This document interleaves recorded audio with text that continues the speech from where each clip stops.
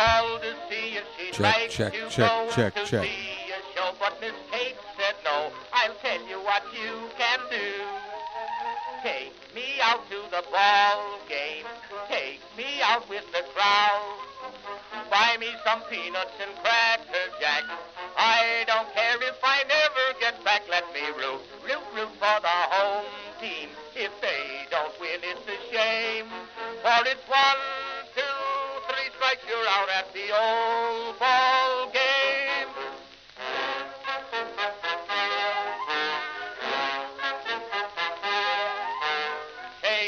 Casey saw all the games, knew the players by their first names, told the umpire he was wrong all along, good and strong. When the score was just 2-2, Casey knew what to do. Just to cheer up the boys she knew, she made the gang sing this song. Take me out to the ball game, take me out with the crowd. Buy me some peanuts and cracker jack. I don't care if I never get back. Let me root for the home team. If they don't win, it's a shame. For it's 1, 2, 3 strikes, you're out at the old ball game.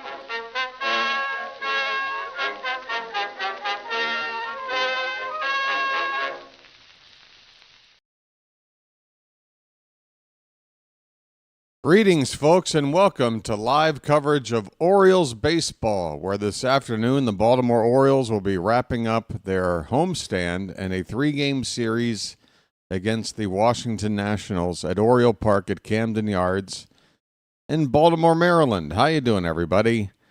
It's your old pal BW here. People call me the BirdWatcher, BW for short. Whatever works for you. What's going on with the sub count thing there? Let me refresh this. Will that help? There we go. Okay. Welcome back, folks. Look, we're on a 5-game losing streak. We're 14 games under 500. We've got the worst record we've had since the 2021 season. I had Kyle Gibson have another terrible start yesterday. There's so much bad we could talk about, but look, things are starting to change around here. A big change yesterday. Brandon Hyde was removed from his position. We have an interim manager for now, Tony Mansolino. Tony, hey, you, what's the matter you, Tony, huh? He's going to be the interim manager for now. And today we've got more news as the Orioles attempt to cut some dead weight and try to right some of the wrongs here on this roster. Kyle Gibson has been designated for assignment. It's too bad that the experiment went as badly as it did. Kyle Gibson was signed kind of in the middle of spring training, right around when Grayson Rodriguez went down with yet another injury long-term. The organization knew that the team was in need of some depth, and at that stage of the offseason, there wasn't a whole lot to choose from in the free agent market. Gibson felt, I guess, like a decent solution considering his previous relationship with the club and having some positive reviews about his influence on the team, not just with his performance on the mound, but with his presence in the clubhouse. But unfortunately, it just didn't work out for Gibby. It would appear that his career is probably on the verge of hanging it up. Ugh, sorry, I need coffee. Can I take a coffee break? Thanks. For now, who got called up? It's one of our relievers. I need to get some information up here on the screen. Where's all the info? While I look for that, the other piece of news I know about is that Dylan Carlson has been recalled from AAA. Why? Because Tyler O'Neill has been put on the disabled list again. O'Neill has left shoulder impingement, which I'm going to have to look up what that exactly means. He's on the 10-day DL retroactive to May 16th. So today's the 18th. So a week from tomorrow, he'd be eligible to return. Cade Stroud, a right-handed relief pitcher, has been called up from Norfolk. And he's not any sort of long-term solution, but since we're not going to need another fifth starter and for another 5 games, well, 4 games, and then game 5, which would be the opening game in Boston next Thursday night. That's when we're going to need a replacement. It could be Charlie Morton. We could go back to him. Again, I hope that if we do, we do a strategy where we start the game with a relief pitcher and bring Morton in the second inning. I just think it works out better for him and for us if we do it that way. But yeah, Kyle Gibson is now gone. Brandon Hyde is gone. Things are starting to happen. I once again very quickly want to just acknowledge that Brandon Hyde, I felt like it was the right thing to do to remove him, but I don't necessarily think he is 100% the reason for the Orioles' struggles. I do think Mike Elias deserves a share of the blame, if not the majority of the blame. But again, folks, I've said it before. I'll say it one more time. Things don't always work out to where, things are done in the right order in terms of who deserves what and when. Sometimes things are done because it just makes sense in just a process sort of way. And, the Orioles, as bad as they are, yes, Mike Elias has a lot to do with that, with some of the decisions he's made, trades he's made, players he failed to retain, free agents he failed to sign, and bad ones that he did. Yeah, Mike Elias has a lot to blame. But here's the deal. His bad work is already done. He's got one more window to screw things up, and that's the July transfer window. But we're playing games right now, and in the day in, day out operation of the team trying to win ball games, Mike Elias doesn't have a whole lot of influence on that. Who does have an influence is the manager. That's the person in there making in-game decisions, trying to win games with the personnel that they have around them, okay? And, Brandon Hyde, yeah, he didn't really deserve sort of the situation he was dealt, particularly with the rotation at the start of the season. But at the end of the day, I'm sorry. Look at our record. I don't feel like you could do much worse of a job at managing the team with the way things were. I think Hyde made some mistakes along the way.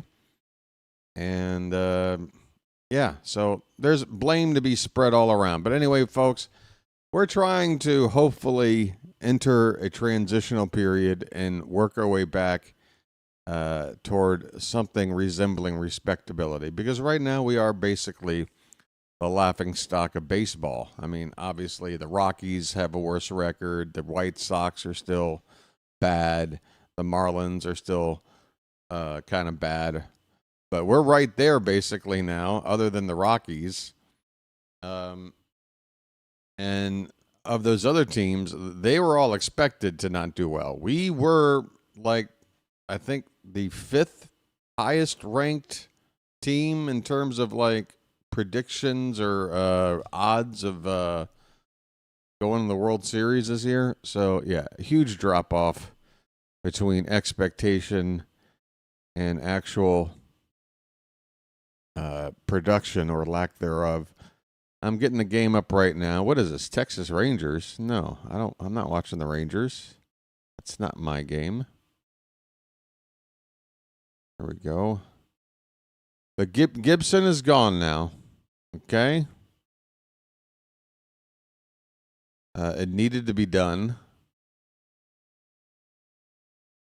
The Orioles appear to be starting to do things with a little bit of haste.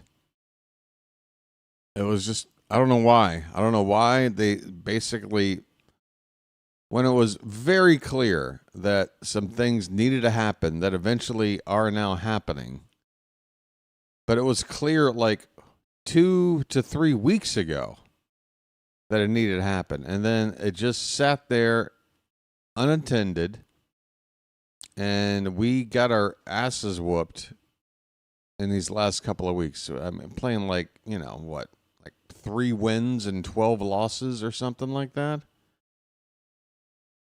So we fell much farther down in these last couple of weeks. If we would have hurried up and started to make these changes, wouldn't have dug ourselves so deep of a hole. I don't know if we're going to have time to dig out of it, folks. I mean, there is time. This is the sport to do it. But again, just, if the response was quicker, if we didn't fall so far behind, it wouldn't be such a monumental task to get back into contention here. But, yeah. Let's go over the pitching matchup today, folks. Who do we have? It is Zach Eflin making his second start since coming back from injury. Got a record of 3-1, a 3.13 ERA, a WHIP of under 1. Great numbers, .96 WHIP. Just 3 walks over 23 innings while striking out 13. And he'll be up against a right-hander, Michael Soroka, for the Nationals. He has not won a game, 0-2 with a 6.43 ERA, which seems a little bit harsh. The WHIP is 1.29, which isn't outstanding, but not bad. So he seems a little bit unlucky there. 15 strikeouts in 14 innings, so he's got a strikeout pitch. But yeah, on paper, it looks like we've got the better pitching matchup. Let's take a look at the starting lineups here. For the visiting Nationals, leading off playing shortstop, C.J. Abrams. James Wood is in left field batting second. Nathaniel Lowe is at first base hitting third. Hitting cleanup and doing the catching, Keibert Ruiz. Luis Garcia Jr. will bat fifth and play second. Hitting sixth and doing the DHing today, Josh Bell. Alex Call is in right field batting seventh. Jose Tena at third base hitting eighth. And Dylan Cruz will be in center field batting ninth. For the Orioles, Jackson Holliday is leading off once again, playing second base. Ryan Mountcastle will DH and bat second. Gunnar Henderson is at shortstop hitting third. Adley Rutschman, the cleanup hitter and catcher. Ryan O'Hearn batting fifth, playing first base. Playing in left field and hitting sixth is Ramon Laureano. Said Mullins will bat seventh and play in center as usual. Heston Kjerstad is back in the lineup hitting eighth. And he's in right field. And finally, batting ninth and disappearing from my screen, third baseman Emmanuel Rivera. Very lefty-heavy lineup here for the Nationals. The first 5 batters in the order: lefty, lefty, lefty, switch, lefty, and then another switch hitter. Number 8 hitter is a lefty as well. So just 2 right-handed batters, and they're both in the bottom third of the order. The Orioles enter today with a record of 15-29, 10.5 games out of first place. But what matters more is the wild card, which we're pretty much as far back behind. Folks, the AL Central, the Royals, 4th place with a 25-21 record. That would be good enough for 2nd place in the East and only about a game and a half behind the Yankees. The AL West have 3 teams above 500. The Yankees are the only team in the East with a record above 500. All right, folks, we're ready for Sunday baseball. C.J. Abrams is in the box. First pitch from Eflin is drilled into right field. And it is onto the flag court, 1-0 Nationals. I'm going to need my cigarettes. I'll be back in a sec. We're losing already.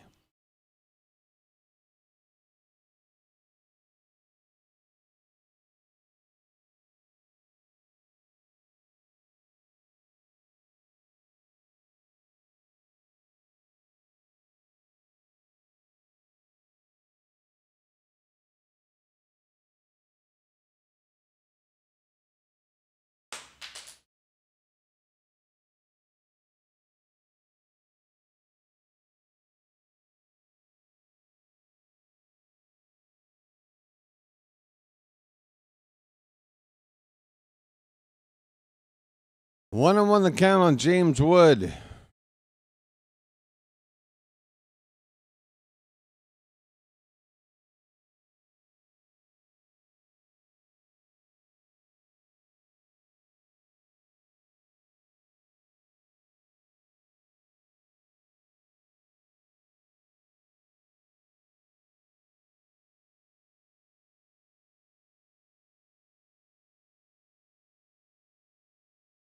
Pitch off the plate, 2-2 on James Wood. The Nationals are ahead 1-0 on the first pitch of the ball game. A cutter from Eflin, turned on by Abrams, just got over the flag court. Had the distance, just needed the height. That's a called strike 3 to Wood. On a tough call there. Eflin getting the call on a pitch certainly outside.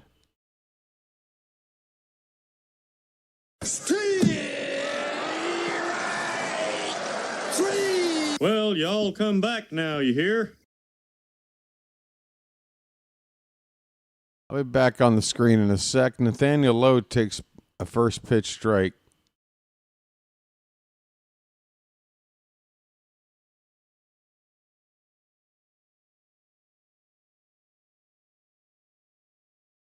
Next pitch is inside. 1 ball, 1 strike. Lowe's hitting .227.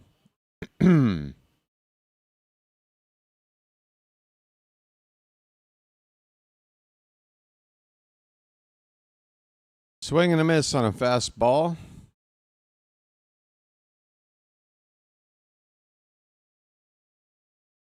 Zach Eflin, Rod.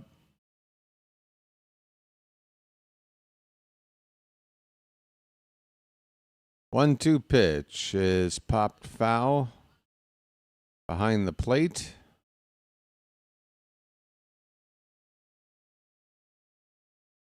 Home plate umpire today, Brock Ballou.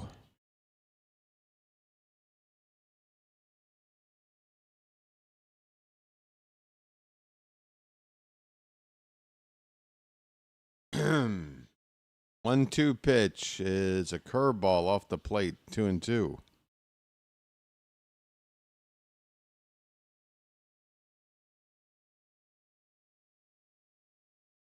I don't have a whole lot to say, folks. I just want to get through this first half inning down just the 1 run. Don't want to see yesterday repeat itself.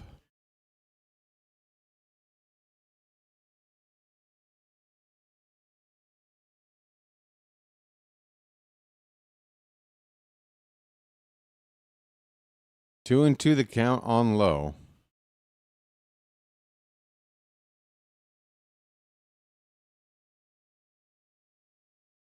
Next pitch, swung on and missed. The curveball from Eflin.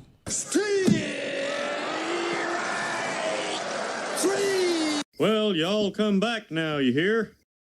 2 down. C.J. Abrams, you little rat bastard. Ambushing that first pitch. Eflin now looking to settle down a couple of strikeouts. Here's Keibert Ruiz. Takes off the plate for ball 1.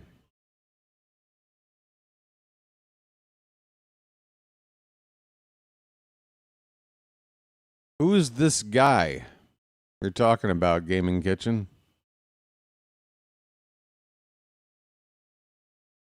Are you talking about me?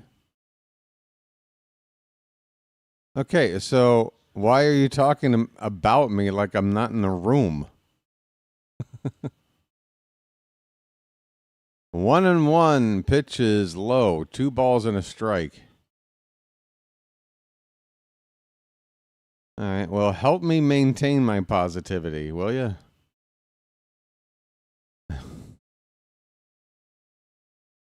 You don't need to feel bad for me, okay? I promise. I'm okay.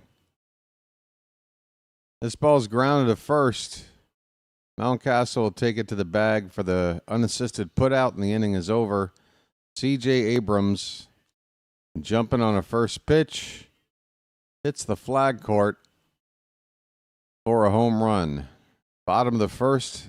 Nationals 1, Orioles coming up. I want to be positive. Look, I'm honest, okay? If things are bad, I'll call it like I see it. I don't want to sit here and talk about the problems with this team for the next 118 games or whatever it is. I'd like to get back to just enjoying calling a game where we win and maybe get on a streak. I don't know. But yeah, when I started this channel up, I knew that the only way it was going to be something I would enjoy doing and be proud of it and cover the game no matter what's going on, no matter how good or how bad things are going. You know?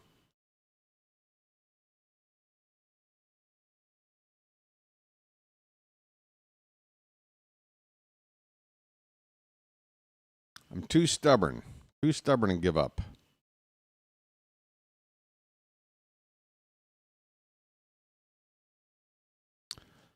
Oh, I appreciate a Gaming Kitchen. I appreciate it. I just wish a comment like that would come along a little bit more often from others that are self-aware that, like, hey, I'm a cynical person. I know that about myself. Look, I'm a cynic too. I'm a cynic. When it comes to certain topics not related to baseball, oh, you better believe it, I'm a cynic. I live on the other side of the planet. I got a lot of things to be cynical about. But baseball is sort of what I look to, that's my go-to, take my mind off of those other things kind of a thing. I don't want to spend, my joy, my hobby, my love, my passion, being as cynical about it as I am everything else, Jackson Holiday, first pitch is a ball, and next one is foul back. 1-1 the count. Different kind of bacon, I guess. Oh boy, oh boy, oh boy, no, no, no, no, no, no. It's bacon! 1-1 pitch to Holiday outside. Okay, the soundboard's working. Holiday's at a 269 average. Swing and a miss on a slurve. a Mike Soroka slurve.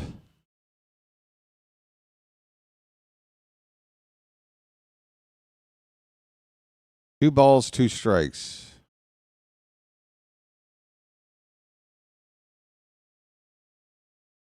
Hit on the ground and backhanded by Tana at shortstop. Well, not backhanded. I miscalled it. With the shift on Tana, the third baseman, basically playing at shortstop, makes this play on this holiday ball. And he is retired. I got to admit it, folks. I'm a little bit tired. Here's a ground ball into the hole, and this one's going to be a hit. Tana able to stop it from getting into the outfield, but that's it. Ryan Mountcastle continues to get on base. The one-out infield hit for Mountie. Okay, mount up.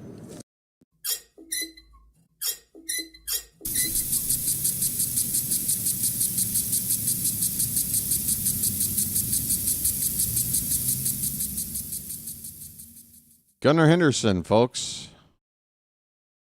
His name's Gunnar, and he's dating my mom. First pitch slurve on the back door for a called strike. Henderson's had a quiet series. We really need his bat today.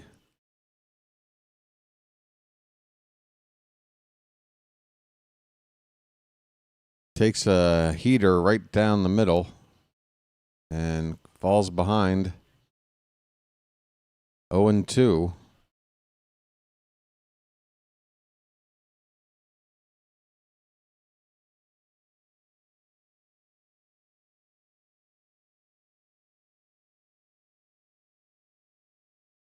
Orioles are wearing their black jersey shirts today, by the way. White pants. Nats in their grays. Swing and a miss on a fastball just above the zone. Gunnar goes down on strikes, 2 away.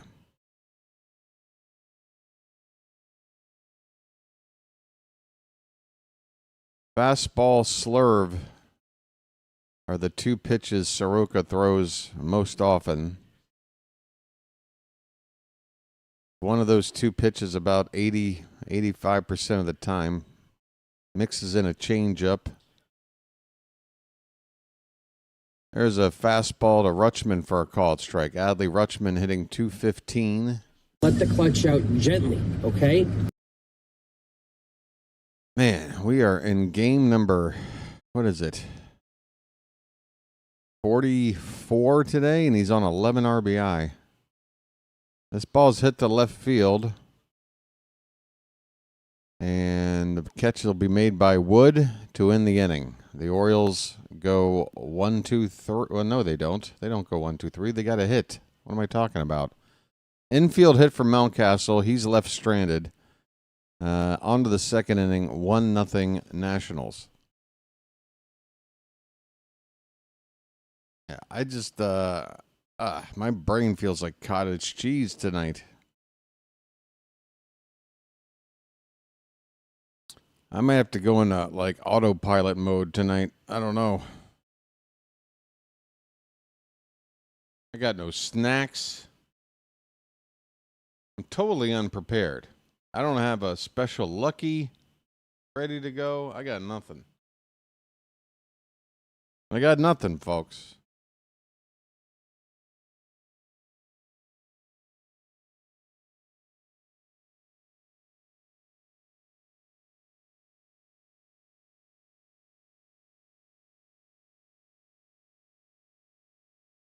Is everything going to change? Well,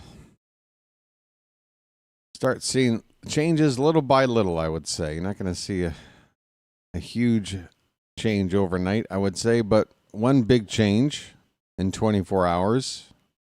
Kyle Gibson is no longer on the team. That is, that's change. One I don't think anybody's going to have a problem with, right?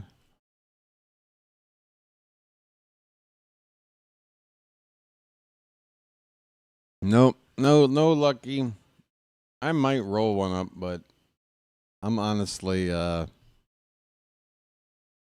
pretty low energy right now, folks.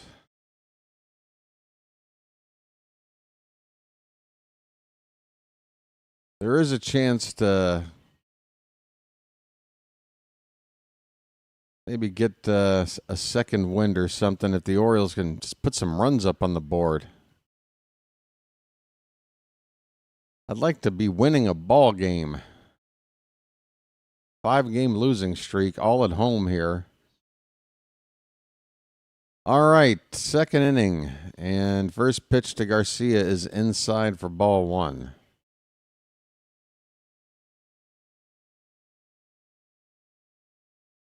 This ball's hit to right, pretty deep, going back, looking up, and that's another home run.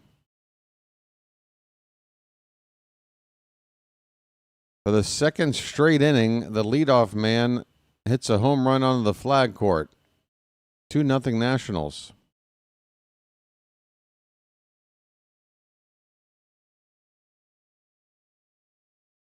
So about that whole positivity thing. Yeah.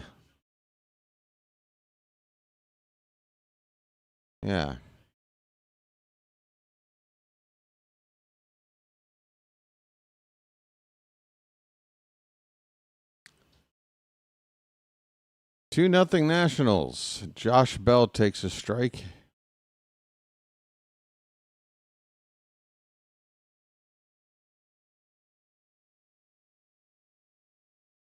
Called strike 2 on a cutter.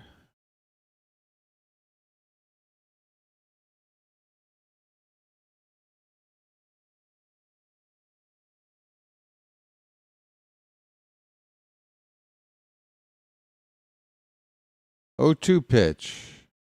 That is a curveball low.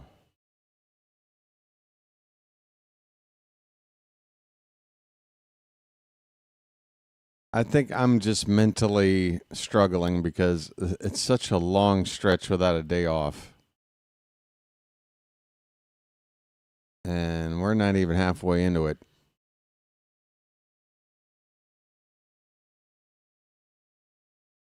Nice crowd here at the ballpark today. Every section's got people in it. There's a ground ball to second. Holiday will throw out Josh Bell for the first out here in the second inning.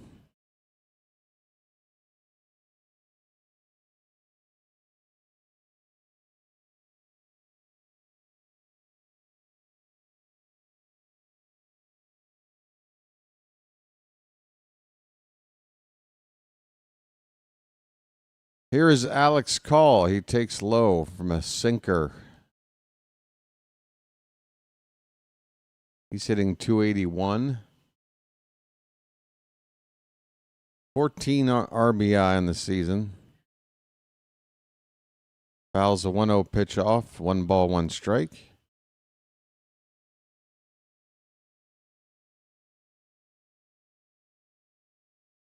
Talking to me there, Birdland? Well, nice to meet you. Here's a 1-1 pitch to Call. That ball is fouled at the plate. 1-2 the count.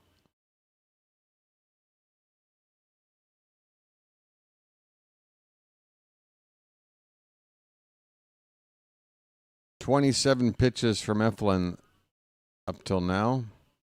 Yeah, big crowd here today. Is there a giveaway? This looks like a giveaway crowd.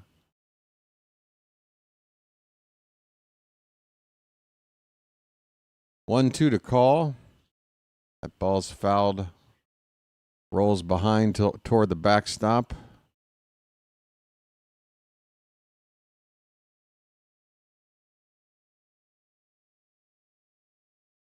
Wow. I've got to find some energy, folks. Ah, yes. I was on Pigtown Sports' stream. When was that? Sometime in the past 24 hours. Throwing in some comments. We got a 1-2 count on Call. Little League Day at the park. Okay. That pitch is got a piece of call, a hit batter. Good Lord.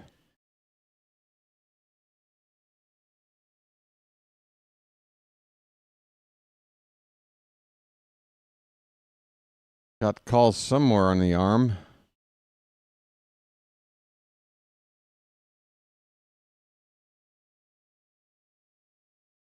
So a hit batter at first base with 1 out. 1 run already in on a solo home run by Luis Garcia Jr. Here is the number 8 hitter, Jose Tena. He's hitting .232. There goes the runner, and Tena fouls the pitch back. Hey, thank you, Birdland. Your subscription is much appreciated. Trying to build a little Orioles community here on YouTube. Here is the 0-1 to Tena. Outside.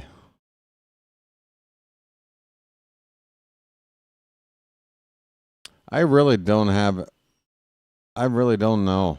It's something, Birdland, I'm going to be looking into this week, looking at potential managers that I don't think we're going to get anybody permanent, this season. I think Mansolino is going to be the guy.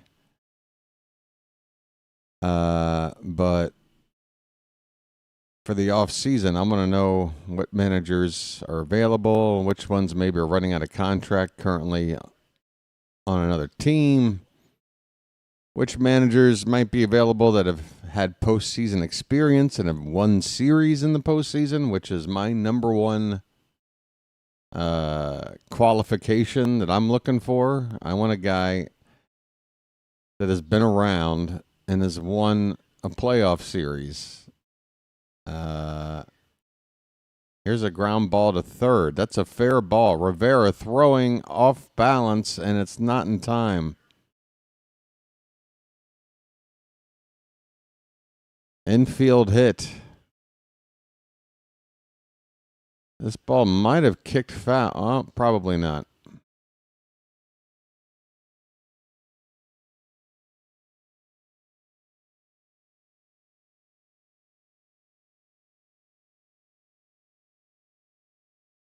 So Eflin has got himself some trouble here. He's already given up 2 solo home runs with only 1 out in the second inning, and now 2 men on base for Dylan Cruz.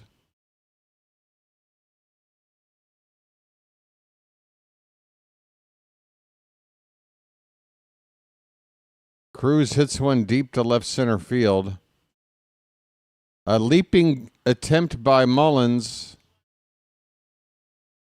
And he does not come up with it. It's a home run. A 3-run homer. It's 5-zip.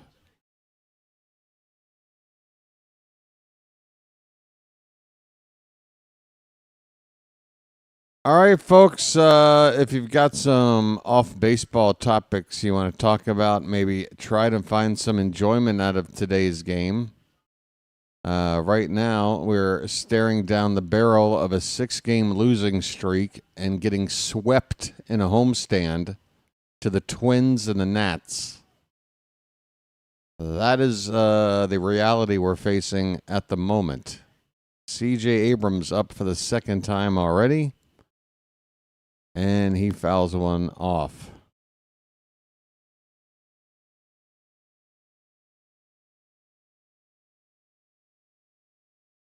Abrams goes to left. That ball's hit pretty well. That ball is over the wall. Laureano looked like he might have been able to time a home run stealing catch, but Abrams has hit his second in as many innings. This time to the opposite field.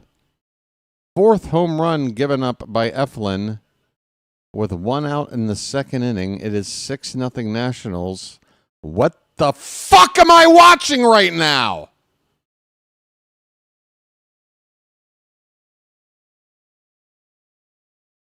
I'll be back. Mr. Positive will be right back.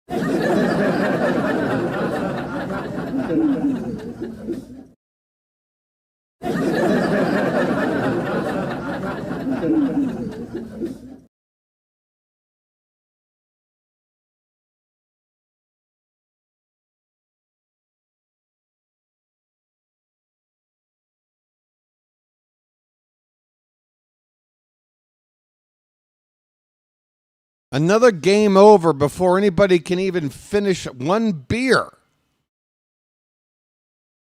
6-0 Nats. 1-0 the count on Wood. He hits one toward left. It's going to drop in for a hit. Why wouldn't it?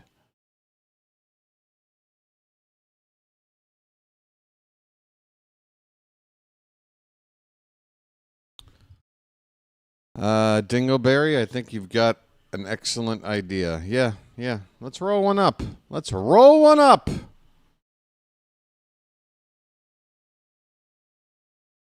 BW is going to turn his living quarters into a hot box.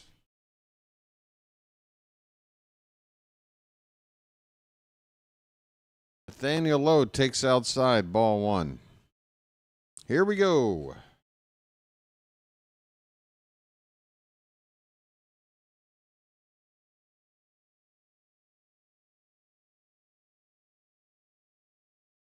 Today's recipe.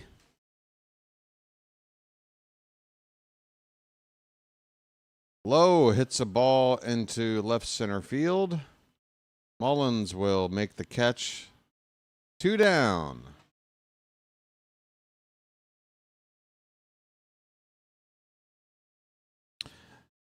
I don't think anybody, George, has the ability to boo. I think everybody is just in stunned disbelief. Maybe if there's booing, it'll come a little bit later, but 2 down, runner at first.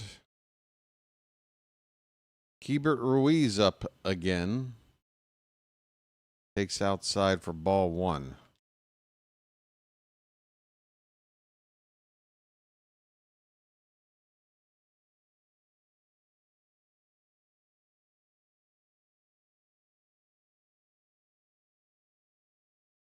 Check on the runner, Wood. He's back.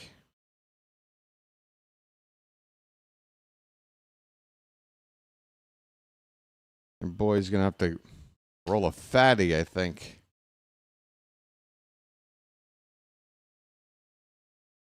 One-oh pitch. Breaking ball. Fouled off to the right.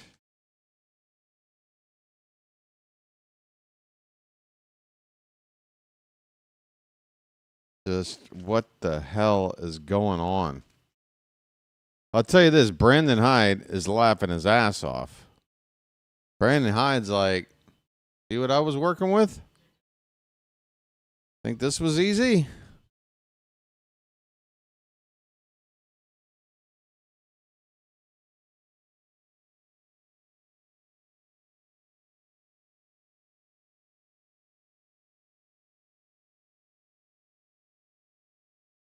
Two and one the count on Ruiz. 2 down, runner at first. Pitch. There goes the runner. And the ball goes into the outfield. Still in base for James Wood. They're up 6-0. They might as well steal bases while they're at it. Just stepping on our necks.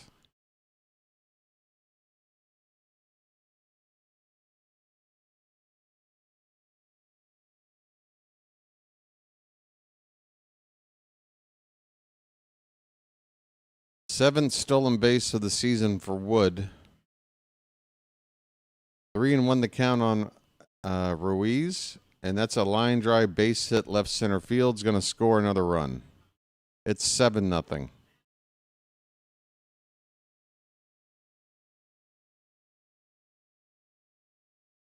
Once again, folks, if you've got any topics you want to talk about, non-baseball related, to lighten the mood, now would be a good time, because I'm here for another 2 hours, apparently, watching this.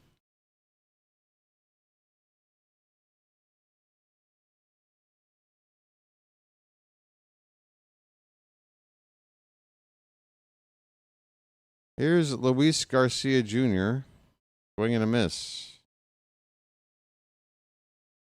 He's got a home run today.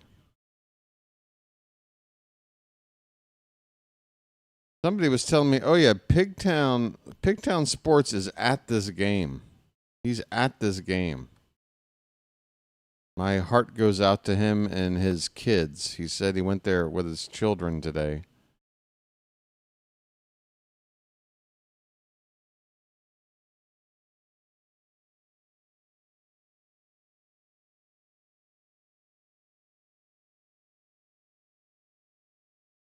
O2 pitch is low, and there goes another base runner, and this time we get him.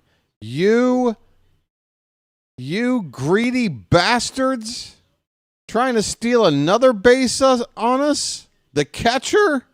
You're up 7-0, and your catcher's trying to steal on us? Screw you. Hit the bricks. Hit the bricks, pal. You're done. Inning over. 7-0 Nationals on 7 hits. We have 1 hit.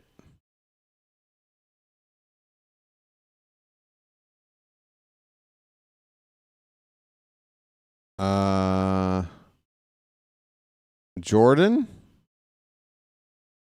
How old is Jordan there, Janet? Or is that TMI or whatever? I got to figure out what I can get away with my birthday song.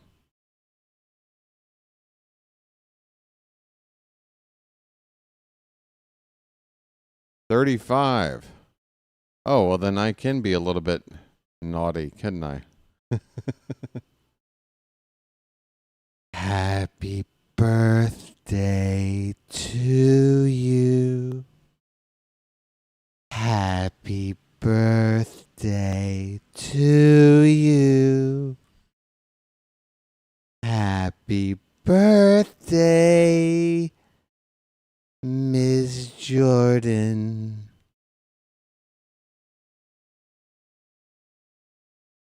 Happy birthday to you.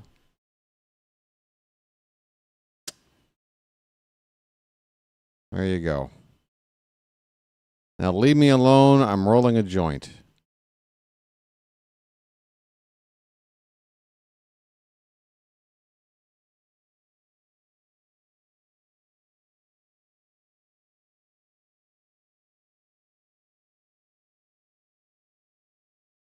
$35. Hey, Janet. I mean, is she a looker? That's not out of my age range.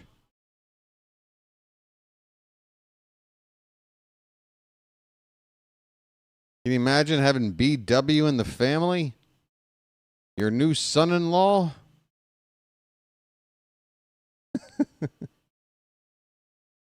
Ryan O'Hearn fouls a pitch back.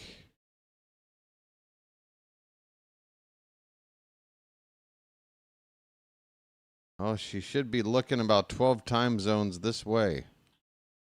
Hard hit ball by O'Hearn. It's off the glove of the second baseman and dribbles into right center field for a 1-out single or leadoff single.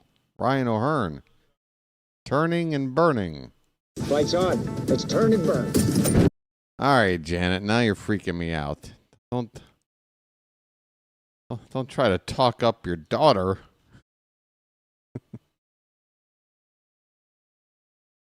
Hey, look. If she wants a neurotic weirdo for a date 12 time zones away, I'm here.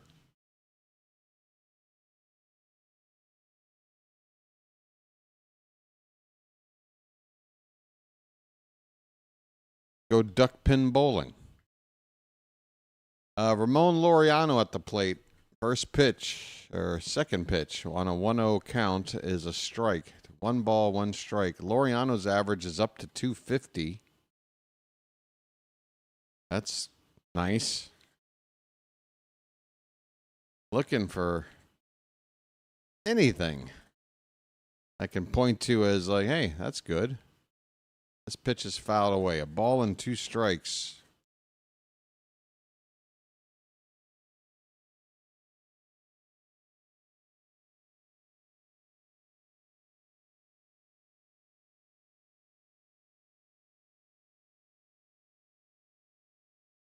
Right. The grinder has done its job. 1-2 to Laureano. Hit on the ground. Double play ball to second for 1 to first. Not in time. Laureano beats it out. Fielder's choice.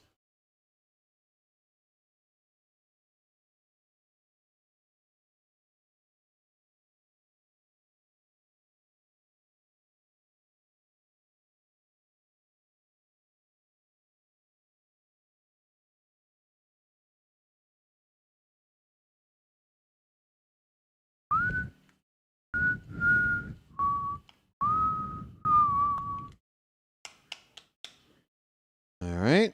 That should be enough for that. Said Mullins, swing and a miss. Well said, now you know what to do. Mullins hitting .220.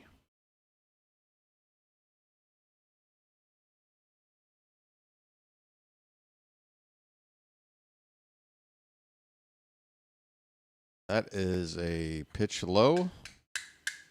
1 ball, 1 strike.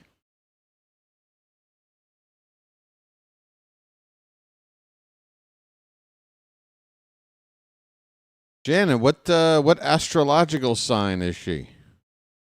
Oh, wait a minute. It's her birthday right now. Hey, wait a minute. So that means she's a Taurus, right? Or is it Cancer? Whatever it is, I'm on the cusp of whatever it is now and Gemini because I'm on the 21st. Mullins with a swing and a miss. The count is 2-2.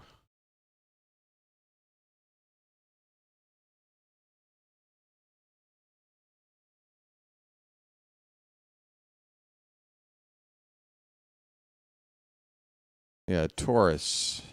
So that ball's hit on the ground, picked up at first base, throw the second for a tag play, and Laureano is safe over there.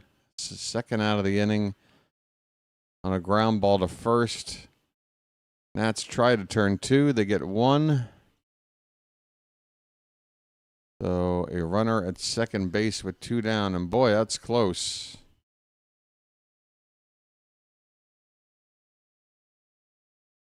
That is a close play there at second. I hope they don't try to challenge this. Looks like a phantom tag. It may not have touched Laureano.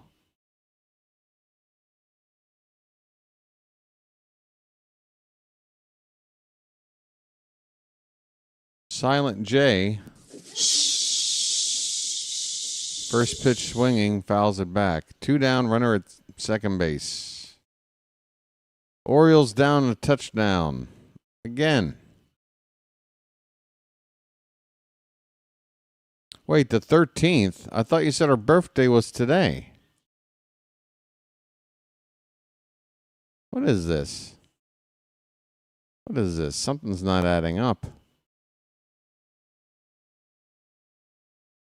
Foul ball at the plate, 0-2 on Kjerstad. Yeah, it says your daughter's birthday, but now you're telling me the birthday is the 13th. It's almost a week ago. What's going on here, Janet?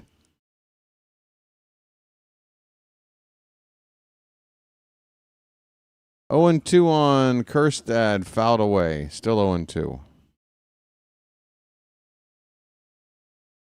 Am I getting misinformation? I think Janet left.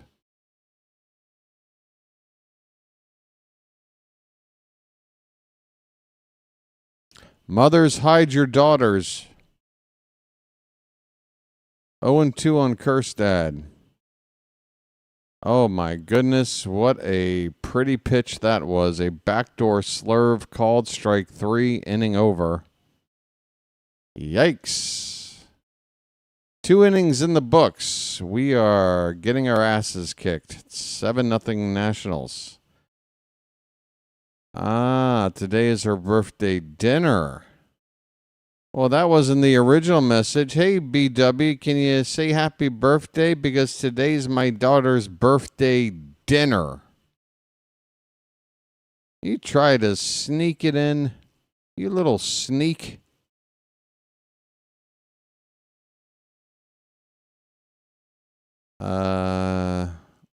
And celebrated mother. Oh, that's right, because she was born on Mother's Day. Right. You told, yeah. Okay. Gotcha. All right. Well, have a good, it still counts. Well, damn.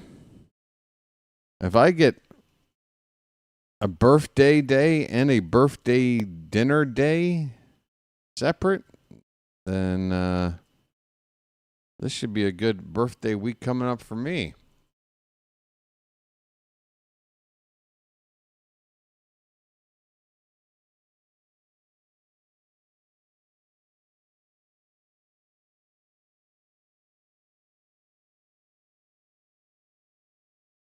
And you're having crab cakes. Why don't you just twist the knife a little bit more, Janet? What are you doing to me here? Huh? You're telling me you got a beautiful daughter who's right in my age range. Beautiful, blonde-haired, blue-eyed daughter who loves crab cakes. What are you trying to do to me over here, huh?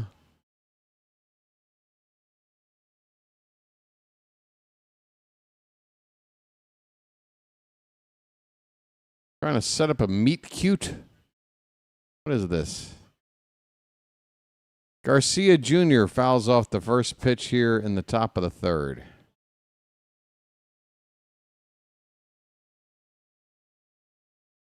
Now tell your daughter happy birthday. And if nothing else, subscribe to the channel. Join the family. And she's smoking a joint as we speak. Okay, I'm in love. I'm officially in love now. All right, fine. You want a long-distance relationship? You got it.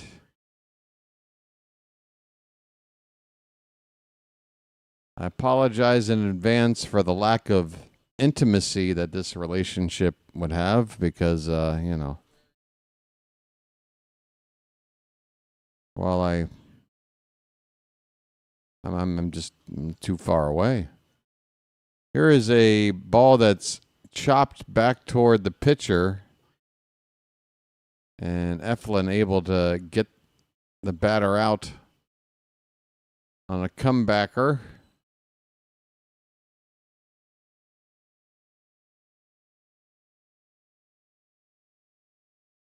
I just want to smoke this J. She's subscribing right now. Well, what is she wearing? Josh Bell with a fly ball to right center. Long run. Look out. Kjerstad makes the catch. Kjerstad and Mullins converging out there. Good communication. Kjerstad makes the catch for the second out here on the top of the third. Yeah, I mean, Janet, I don't know if I believe you anymore. You're like painting the like if this was weird science and I'm building the perfect woman, like you're giving me all the details. The age is right. Smokes pot, likes crab cakes.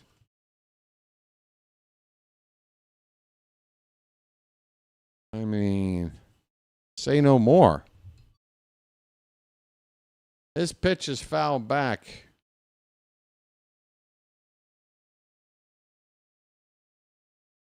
Send a pick and Discord. Okay, now we're going. Now we're going crazy. It's gonna be a joke. You are so trolling me. You're gonna send me a picture of like Snuffleupagus or something.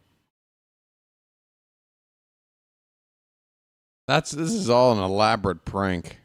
0-2 pitch to call is off the plate. A ball and 2 strikes. Yeah, I don't know, Ms. Janet. I don't know. I'm starting to get some red flags now. 2-2 on call. 2 out, nobody on, top of the third. Hello, Jordan. How are you? We were just talking about you. Full count on call.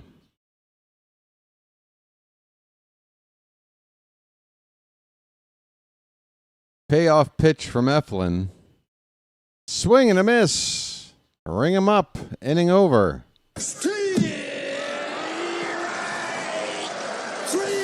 Well, y'all come back now, you hear? All right. Weird science. Ooh. Plastic pieces, pots and pans, bits and pieces, and bits and pieces. But. Huh?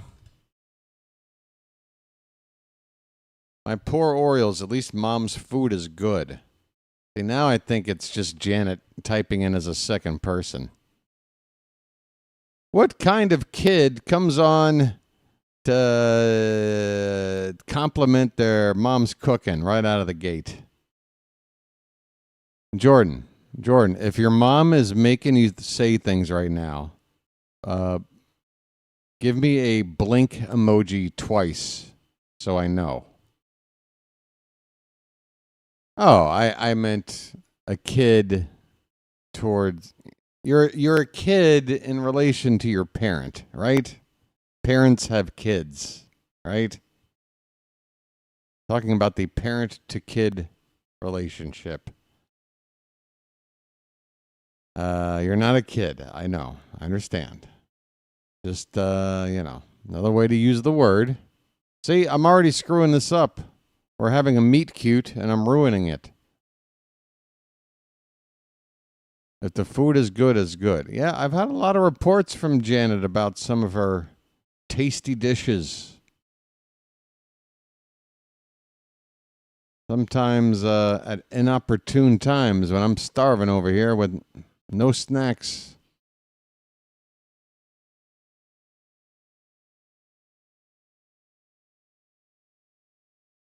Oh my. So it's a Orioles house then. You do have to get the hubby on here too, Janet. If you're going to get the daughter on, you should have the whole Hill clan. You guys go out to the ball games together?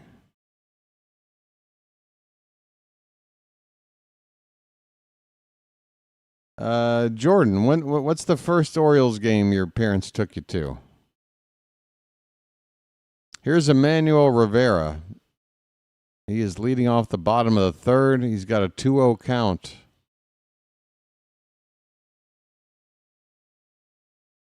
Swing and a miss. Got a 2-0 heater. Late.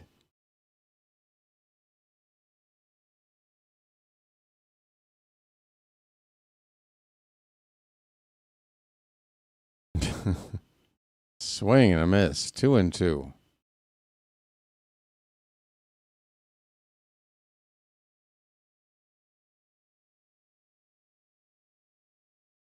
Pitch. Pop foul. We'll do it again at 2 balls, 2 strikes.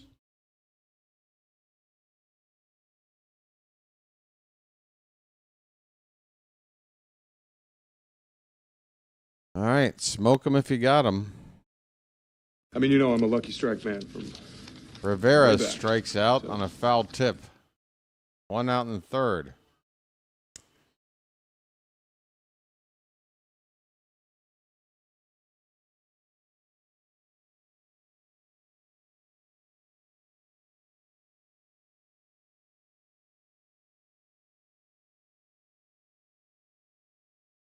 Jackson Holiday takes a slurve for a called strike. I apologize for Baltimore. That is not the right button. Pitch way up and away. 1-1 the count.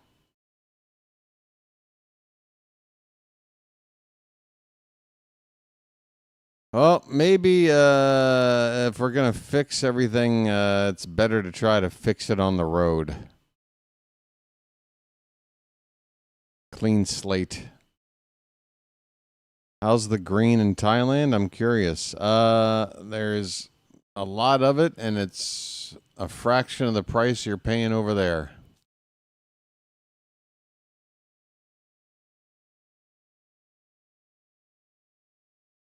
But for what it's worth, I moved out here 10 years ago. At that time, marijuana was illegal, and if you were caught with it, you would be going to prison, and you don't want to be doing that over here. So, Holiday with a base hit in the right field. Jackson Holiday. Another hit. His second of the day. Or no, his first of the day. What am I talking about? Are we only going through the lineup the second time? First hit of the day for Holiday. I'm sorry. Third hit for the Orioles. Here's Mountcastle. He's got one of the other hits. Holiday at first with one out. And the first pitch to Mountie is a strike. Okay, mount up. Yeah, it didn't become legal over here till about 3.5 years ago now, I'd say. Pretty much once the COVID restrictions were lifted and things started getting back to normal, they said, people had a rough couple of years over here. Why don't we just go ahead and decriminalize this weed? Everybody seems to like it. Seems to be a good money-making crop. And the rest is history. 0-2 pitch to Mountcastle is right in there for strike three. He took it all the way. What the hell are we doing? I mean, what are we doing, man? That pitch was right in there, and he didn't even offer at it. We won't even get a replay of it.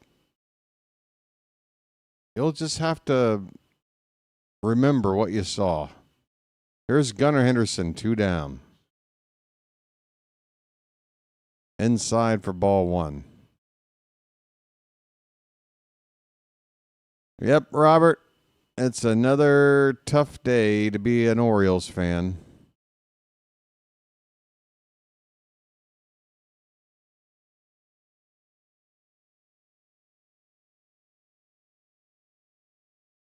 Foul ball off to the left.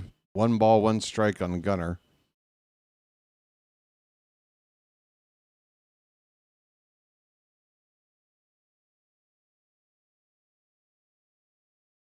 Yep. How about the Savannah Bananas? I mean, we need pitching. Do they have anybody? Here's a check on Holiday. He's back.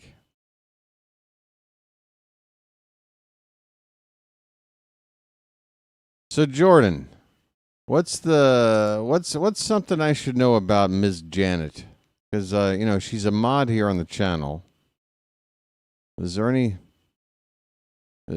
scoop, any inside info I should know about Ms. Janet? I've given her so much responsibility. Now I got a chance to get some dirt. 1-2 on Gunnar. Check swing. Did he go? He did. Wow. This is so ugly. This is just so ugly. Mountcastle took a strike 3 right down the middle. Didn't even take the bat off his shoulders. Gunnar with a check swing. Bat just clearing the plate. And he's out. Just ugly. Ugly, ugly, ugly. 4th inning coming up.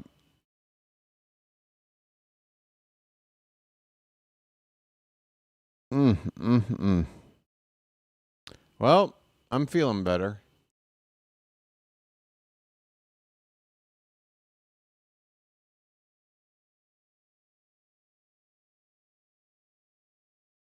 Ugh. Well, Jordan, I'll tell you this. I hope you come back a little more often now that Ms. Janet has introduced you. You're always welcome here in the Charm City chat here with the rest of us. If you're into, what's that word? If you enjoy pain and suffering, you're in the right place.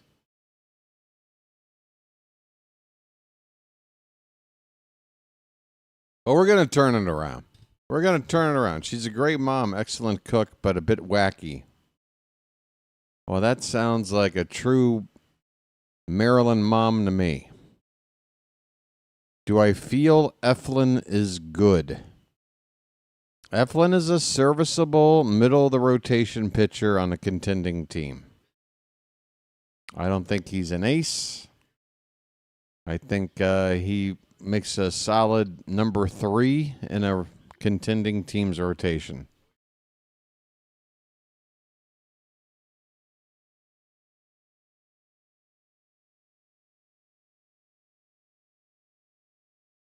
You're welcome. Micah, don't you dare. Here's Tana up and away to him for ball 1. You'll regret it, Micah. You'll regret it. Base hit in the right center field, and that's going to roll all the way to the wall. And Kerstad, man, get on that ball, dude. Tana nearly had 3 bases. Leadoff double. And how long are we going to make Eflin suffer out here? He's obviously not got it today. 8th hit.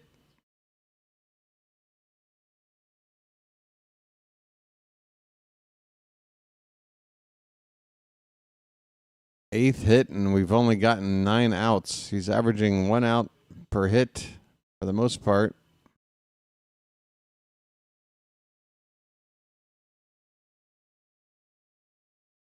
Well, Bruce Gibson can't be any farther behind in the rotation because he's no longer with the team. He's been cut, designated for assignment this morning.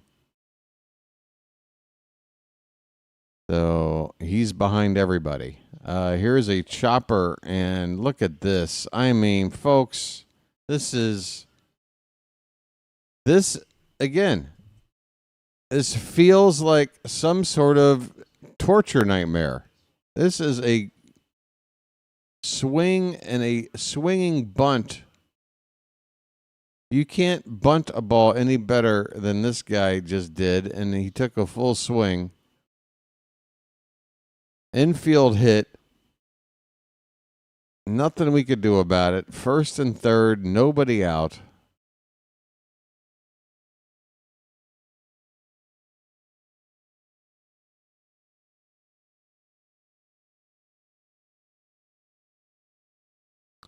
Called a strike to Abrams. He is already 2 for 2 with 2 home runs.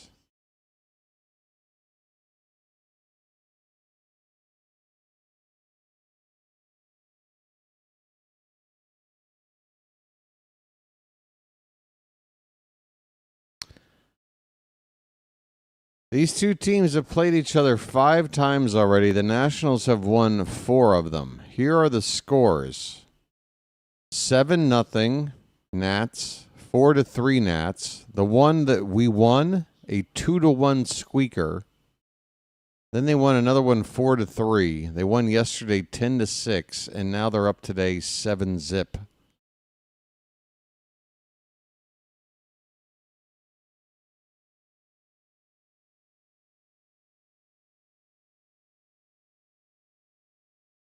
One to Abrams is hit on the ground softly to first, and the tag will be applied to Abrams going down the line. Runners move up. It's effectively a sacrifice. Second and third with 1 out.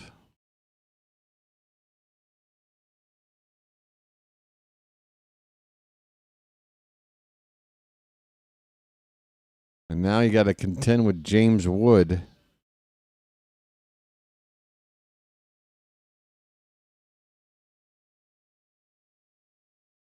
The infield is in.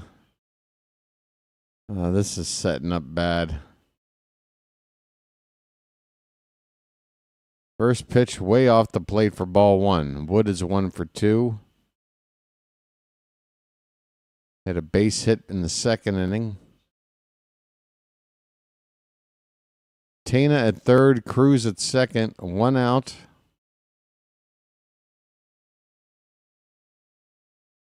Check swing, and Wood went around according to the third base umpire. 0-2. Next pitch from Eflin will be number 70 on the afternoon.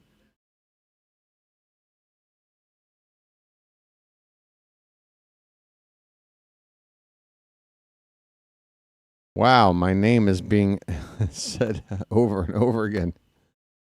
I hear you. I hear you, Bruce.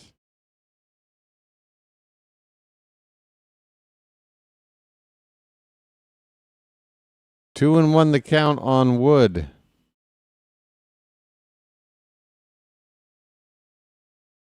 That is just a bit inside. So now a hitter's count.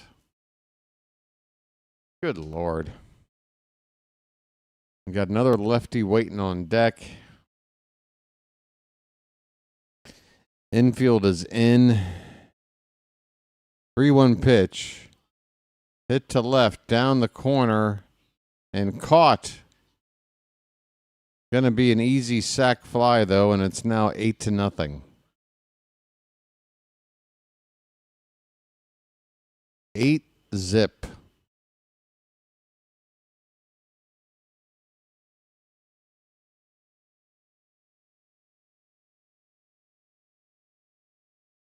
Well, now the Hill ladies have left, and now I'm just surrounded by dudes.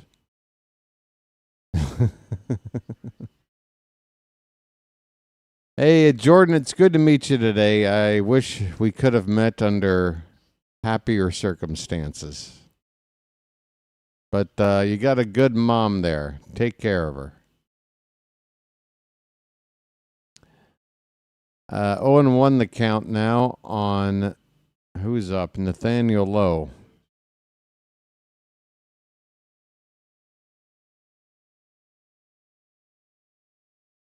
Inside, a ball and a strike. Watching the chat while Mom makes crab cakes. Hot damn. I'm so jealous. I am legit jealous. Pitch. Hit on the ground. On a hop to Holiday over to first, and the inning is over, but the Nationals continue to destroy us. They scored 1 in the first, they scored 1 here, and then they also had that 6 spot in the second. That totals 8. We go to the bottom of the fourth. Washington 8. Orioles, nothing. So let's add it up. So 8, 10, 18, 22, 23, 27, 34, 5, 11. They've outscored us 34-17 in the 6 games we've played against each other.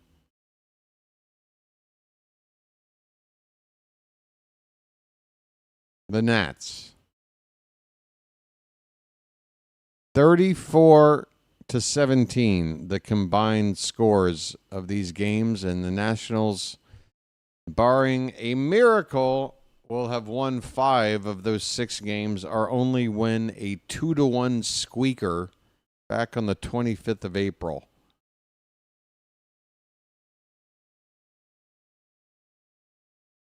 Unbelievable. I did mention Tyler O'Neill's back on the disabled list, right? You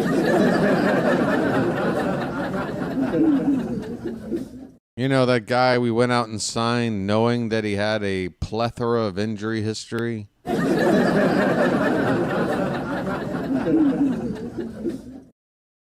And even my naive ass in the preseason after we signed him was like, well, look at the production he's giving you when he's in there. He played 130 games last year. If he does that again, it could be worth it, right?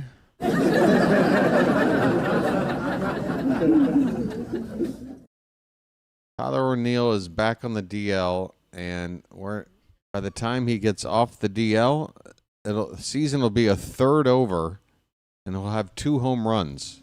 So he's on pace for 6 home runs, and he's in a contract where he has the option to renew. Do you think he's gonna? I think he will. I don't think he's gonna test the free agent market with his 6 home run season, and 60% of that season spent on the disabled list. Ground ball by Rutschman to first base, and he is retired to begin the bottom of the 4th. Can something enjoyable happen, please?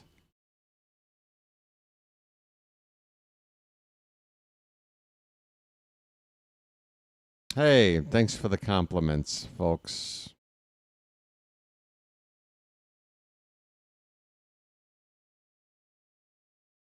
Ryan O'Hearn fouls one back.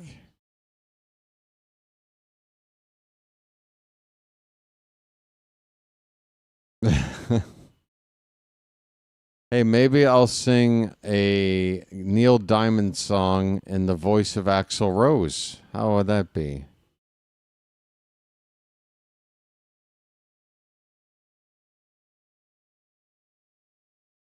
Hands! Touching hands! Reaching out! Touching me! Touching you! In the paradise city where the grass is green and the girls all pretty.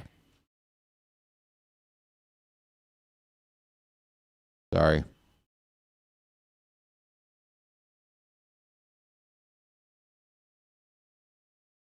Uh, 2-2 on Ryan O'Hearn. Pitch.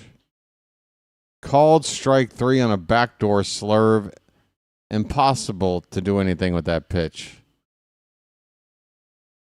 Folks, think of a way for something to not go our way, and I'll buy you a cup of coffee, because I don't know if there's any other ways.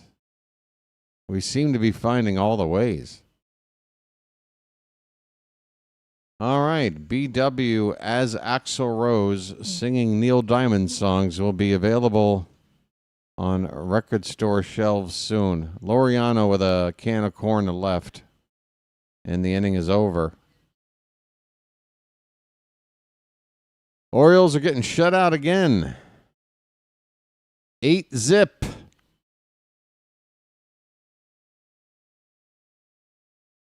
What the hell happened?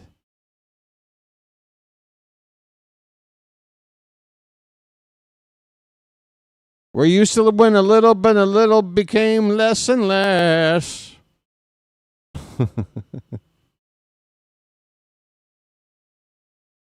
We used to win a little, but a little wouldn't do it, so the winning became less and less. What is going on here? I'm tired too, Alberto. I'm tired too. And guess what? Every day, I'm living this crazy schedule. Setting my alarm to wake up at 1 a.m., 3 a.m., 5 a.m., whatever.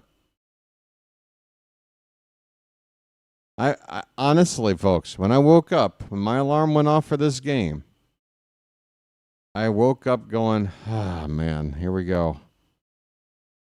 Here we go. Is anybody even going to show up to watch? Are we going to show up and compete? Or am I going to have to sit through another painful game? And I know the answer already. Took 1.5 innings to find out the answer.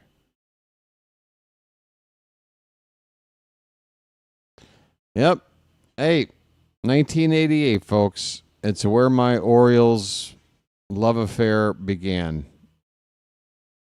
I fell in love with a team that was the joke of the league. And if I got to sit here and watch a team go from one of the most exciting young up-and-coming teams in the game to within a year now looking like one of the worst, and I got to sit here and wait through this painful decline and the turnaround, so be it. Here is Keibert Ruiz. He hits a fly ball to right. Kerstad has trouble with the sun, but he still is able to make the catch. First out in the fifth. Eflin still out there, having given up 8 runs. Like, this really isn't fair to Eflin. This is absolutely destroying his ERA. His ERA is now at 5.27. Bunt attempt. What are you doing, bunting? You're up 8-0, jerk. You're trying to bunt for a hit? Hey, Nationals. Look, no offense. Look, we're garbage right now. We're playing like ass. But you guys aren't exactly really very good either. Just so you know. So, yeah, you're picking on us. You're flexing. You're going to bunt up 8-0? Kiss my ass.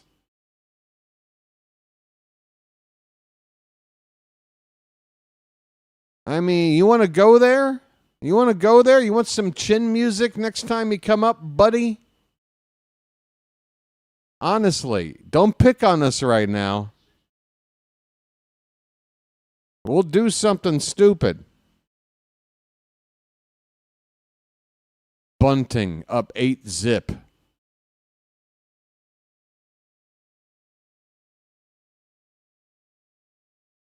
They've absolutely clobbered us. This dude's up there with 1 out bunting.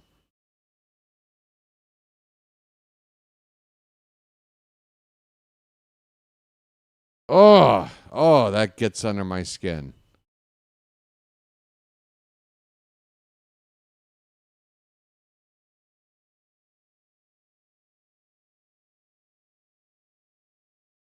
One-two pitch. Line drive foul by just a foot or two down the right field line.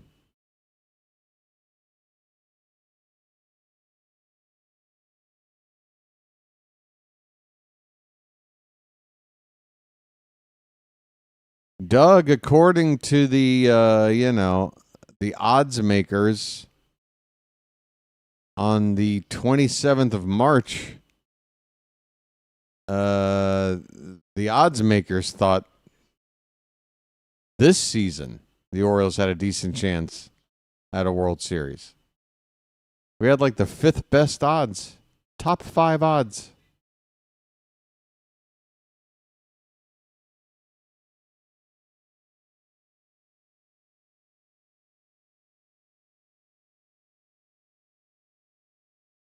This ball's hit toward the left field corner foul.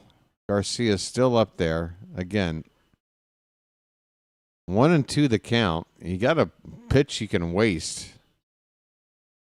I'm not trying to plunk a guy and hurt him, but brush him back. Yeah. Ground ball to third. Rivera over to first in time. Garcia, go sit your ass down. Come up next time, try to bunt again and see what happens.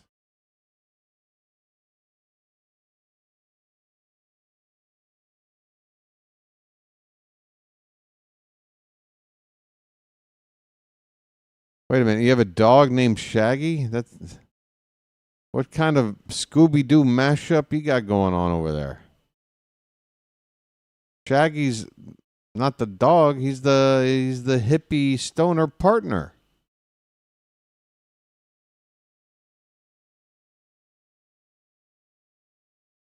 Like, how are we down 8-0 already?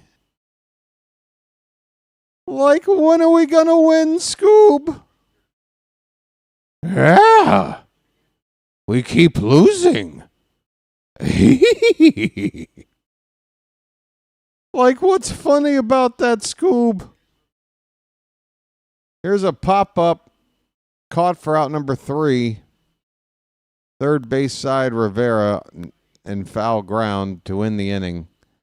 Halfway through this one, boy, here's one file away for a family keepsake. Yeah, sit down with generations, years down the road, and enjoy this game again. You're gonna want to enjoy this game over and over. Crimson and Clover. Crimson and Clover.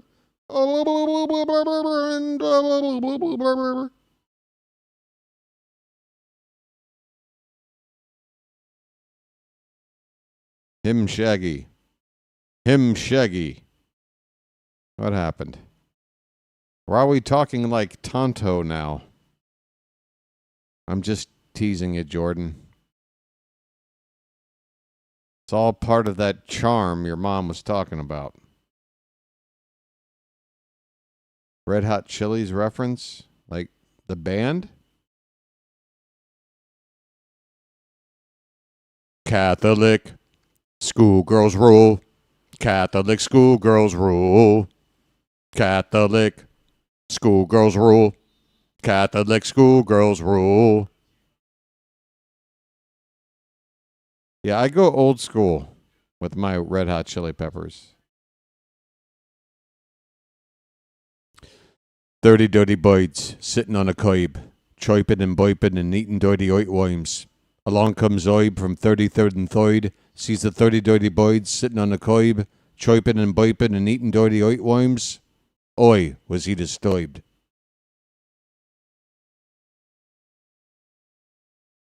Said Mullins takes off the plate for ball 1. We're in the bottom of the 5th.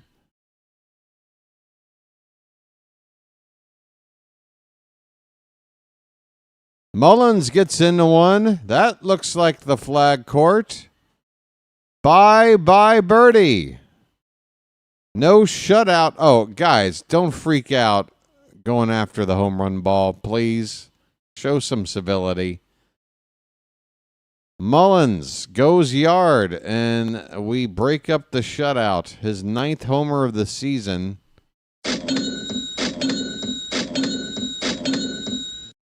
Hey, I get to hit a button. It's magic, you know. It's magic.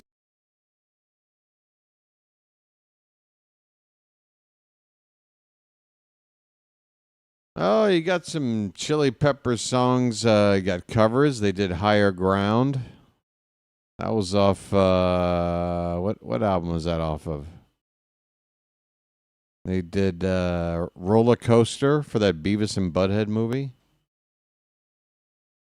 Roller coaster of love, say why? Roller coaster. Ooh, ooh, ooh, ooh. Heston Kjerstad is at the plate.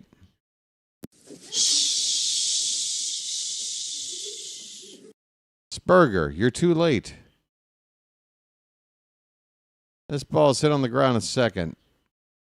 And Kjerstad is retired.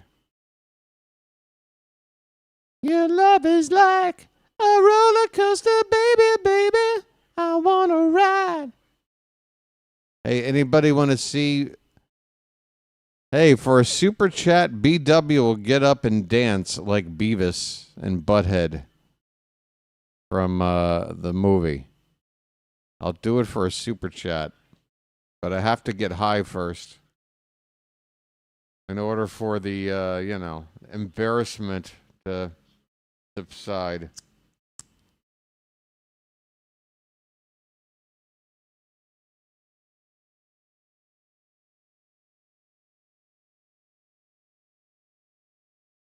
Emmanuel Rivera is 0 for 1. 1 out, nobody on, bottom of the 5th, a 1-1 count. No, I'm doing a special today. 1 super chat, and I'll give you the best Beavis and Butthead dance you ever seen. I do it perfectly. I'm confident. And, you know, I'm built for that. I'm not built for Magic Mike.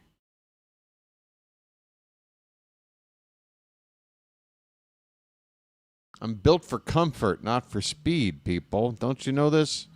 1 and 2 on Rivera.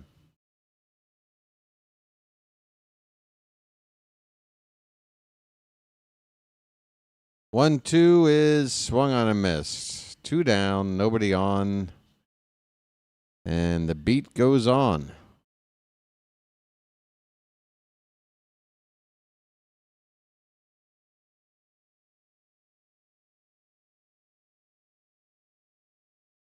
Oh, yeah. You want me to do that? All right. Like a dance floor.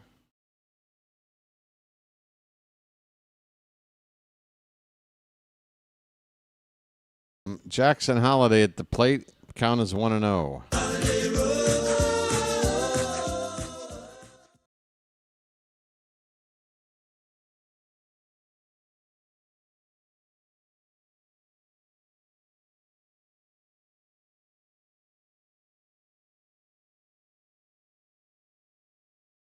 All right. This ball is gonna stay. What happened here? Holiday's gonna reach. How did he do it? I admittedly was looking away. A little nubber to second base, and the ball popped out of the glove of Garcia in somewhat comical fashion. That should be an error. So Holiday on at first with 2 down. Ryan Mountcastle lines one foul off to the right. He's 1 for 2. Din, din, din, din, din, din. Din, din, din, din, din, din, din. Din, din, din, din, din, din, din.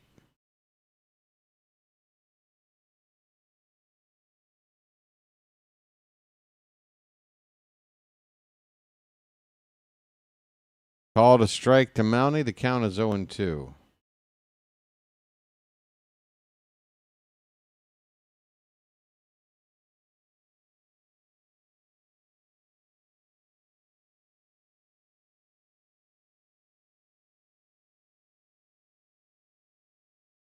This one's hit on the ground to short. They'll flip to second for the force, and the inning is over. The Orioles do get a run. Mullins with a solo shot onto the flag court. They're still down a touchdown, but it's now 8-1. Folks, welcome in. So really, I can't coax one super chat, huh? The opportunity for me to dance right here along with Beavis and Butthead, and you're blowing it. You're blowing it, folks. Here we go. Hold on. Let me fix this.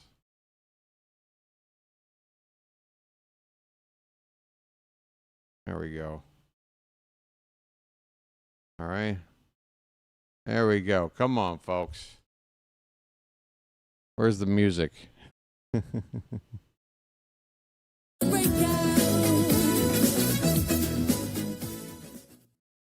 Mom said refresh your game.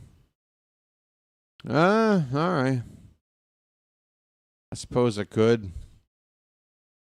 I don't know if I want to.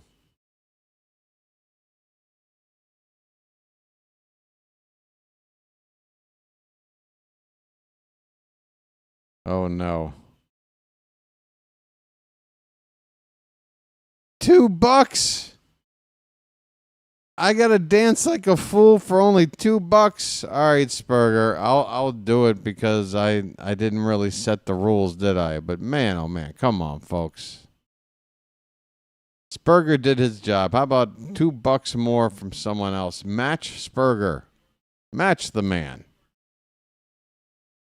I've got a whole routine planned out here.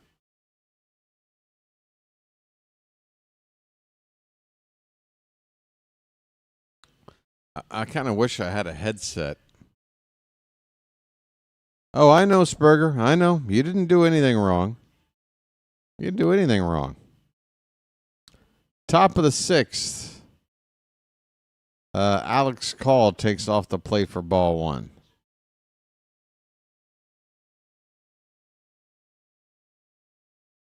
All right. I'll keep my word. Here's a fly ball to right. It's going deep, and it's going to play off the scoreboard. Kerstad. God, another fumble. Kerstad has a lot of trouble just picking up the ball whenever it hits off the wall or hits into the corner. Just pick it up.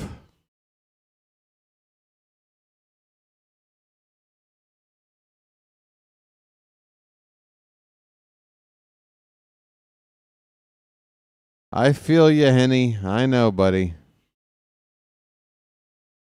I know, man. It stinks. I guess we could look at the scoreboard while we're here.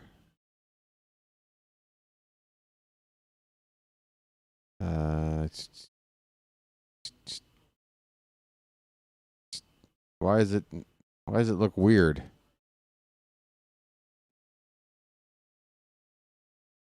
What happened?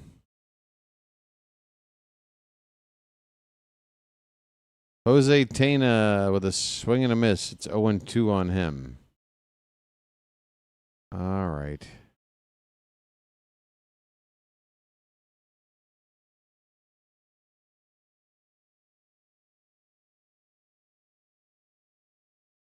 Eflin is still in this game. Swing and a miss. Strikeout.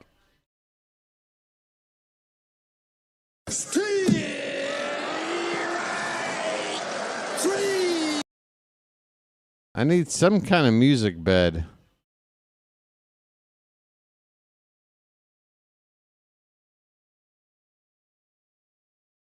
You're welcome, Henry. Appreciate it. I need like a music bed to play, or else me just doing a dance move with no music is beyond embarrassing. Keegan Aiken is coming into the ball game. Let me think about this. Is there like some royalty-free music?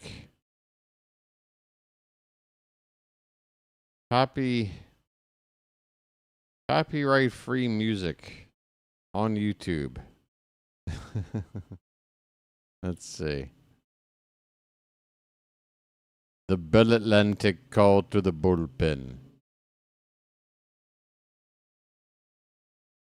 Copyright-free dance music.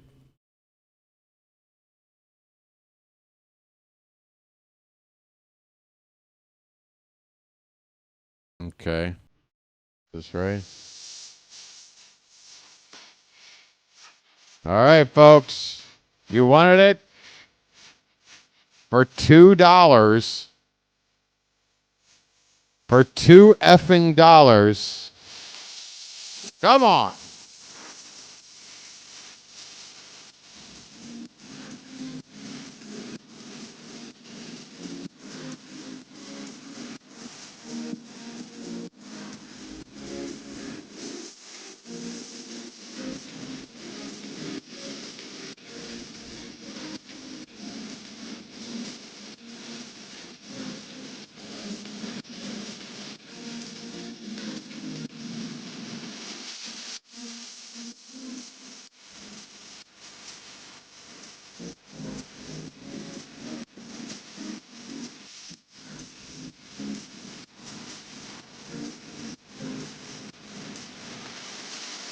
Well, that's what they do. They got to kick. See?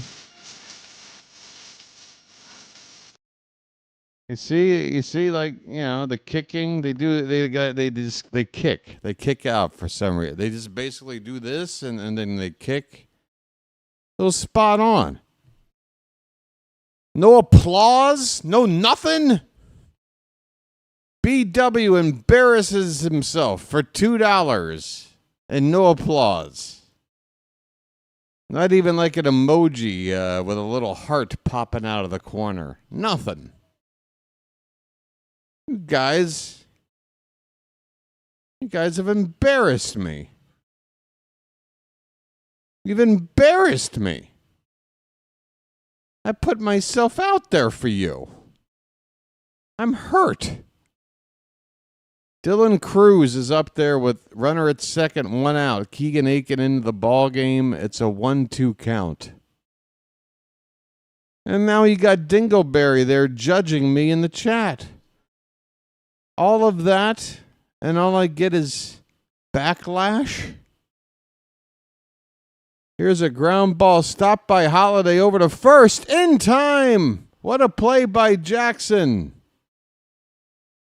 I tell you what, that defense keeps getting better. He saved a run for now. Runner at third base.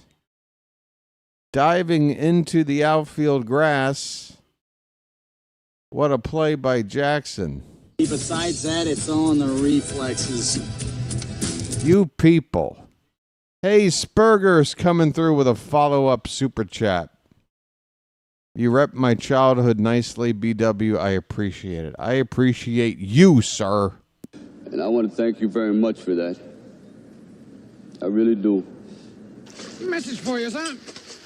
You know, to make an ass of oneself for $2 really does feel like lowest of the low. But for $7, it's a lot more digestible. I can deal with it. It really is amazing. There is a price for guilt and shame, and it's somewhere between $2 and $7. For Christ's sake! All right, let's get the old screen back up here. Nice and normal. You guys are weird. You guys are a bunch of weirdos. You know that? Weirdos. What would a dance at a Thai gentleman's club cost you in US dollars? Well, first of all, a gentleman's club, that sounds like where the ladies go to watch like little like yo boys dance around with like their spiky dyed hair. Spurger, look at this. Message for you, son. Message for you, son. Deuce Bigelow Mill Gigolo's price was $10. All right, so you're acknowledging that, you know what, BW has to at least earn whatever the going rate is for Deuce Bigelow. Thank you, Spurger. But you're still $1 short. So you're telling me I'm $1 cheaper than Deuce? I'm just joking, man. Thanks for the super chats. Appreciate it. And I want to thank you very much for that. I really do. Oh, yeah. BW is gonna... Here's a Gunner. Gets into one. That looked good off the bat. Get on up there and get out of here. Bye-bye, birdie. Gunnar Henderson. The kind of swing you saw maybe a couple of times a week last year. He blasts off for number 7 on the season. Too bad we're still down by 6 runs. It's 8-2 Washington.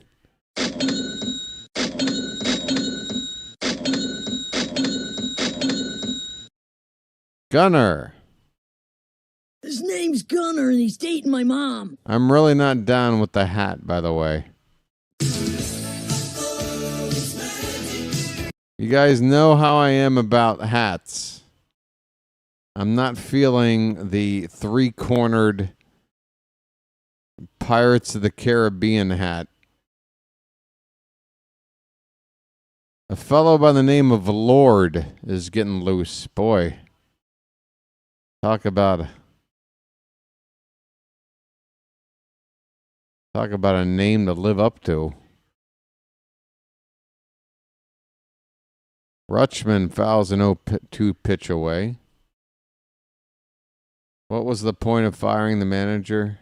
Hunt, you gotta know. Yeah, again with the GM thing. Here's the deal, folks. It's just let's just break this down. Take the emotions out of it. Even if you're 100% right that Mike Elias deserved to be fired before Brandon Hyde, what you got to understand is Rutschman gets a called strike 3. First out in the bottom of the 6th, 8-2 Nats. What you got to understand is that Mike Elias's damage has already been done. Like his participation in the disaster of this season, it happened already. He's not day-to-day running the team. Here's a base hit by O'Hearn in the right center. This could be a double. He's going to try to beat it out. The throw is in, and it does not get there. It's a one-out double for Ryan O'Hearn, his 5th of the season. Splash it up.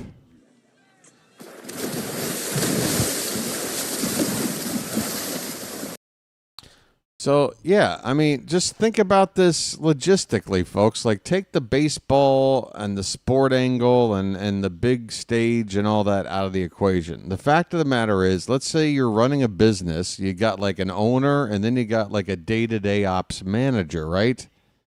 You got the person calling the big shots who ultimately deserves to be responsible for something if the business goes wrong. But then you got your day-to-day operational manager, right? And if something's going on with the business, here's a ground ball to third, and Laureano will be retired for the second out. Ryan O'Hearn still at second base. Right now, the Orioles need something to change what's happening game to game. Okay, and Mike Elias being removed right now is not going to change what's happening with the personnel we have right now, game to game. You feel me? The manager.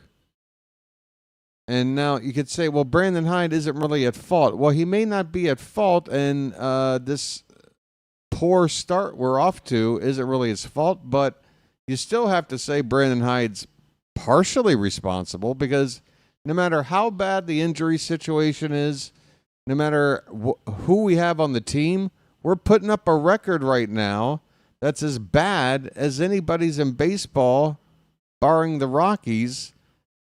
That's bad leadership. That's on the manager.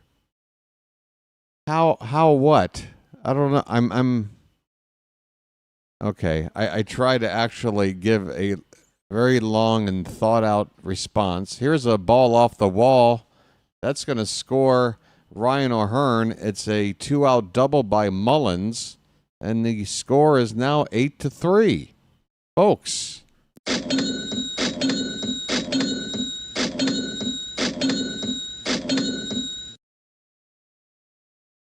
All right, Hunt. Well, I just attempted to try to explain why moving a manager out versus a GM right now makes sense.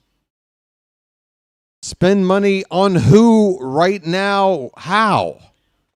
You understand there's a window for a GM? It's called the off-season and the transfer the trade window, right?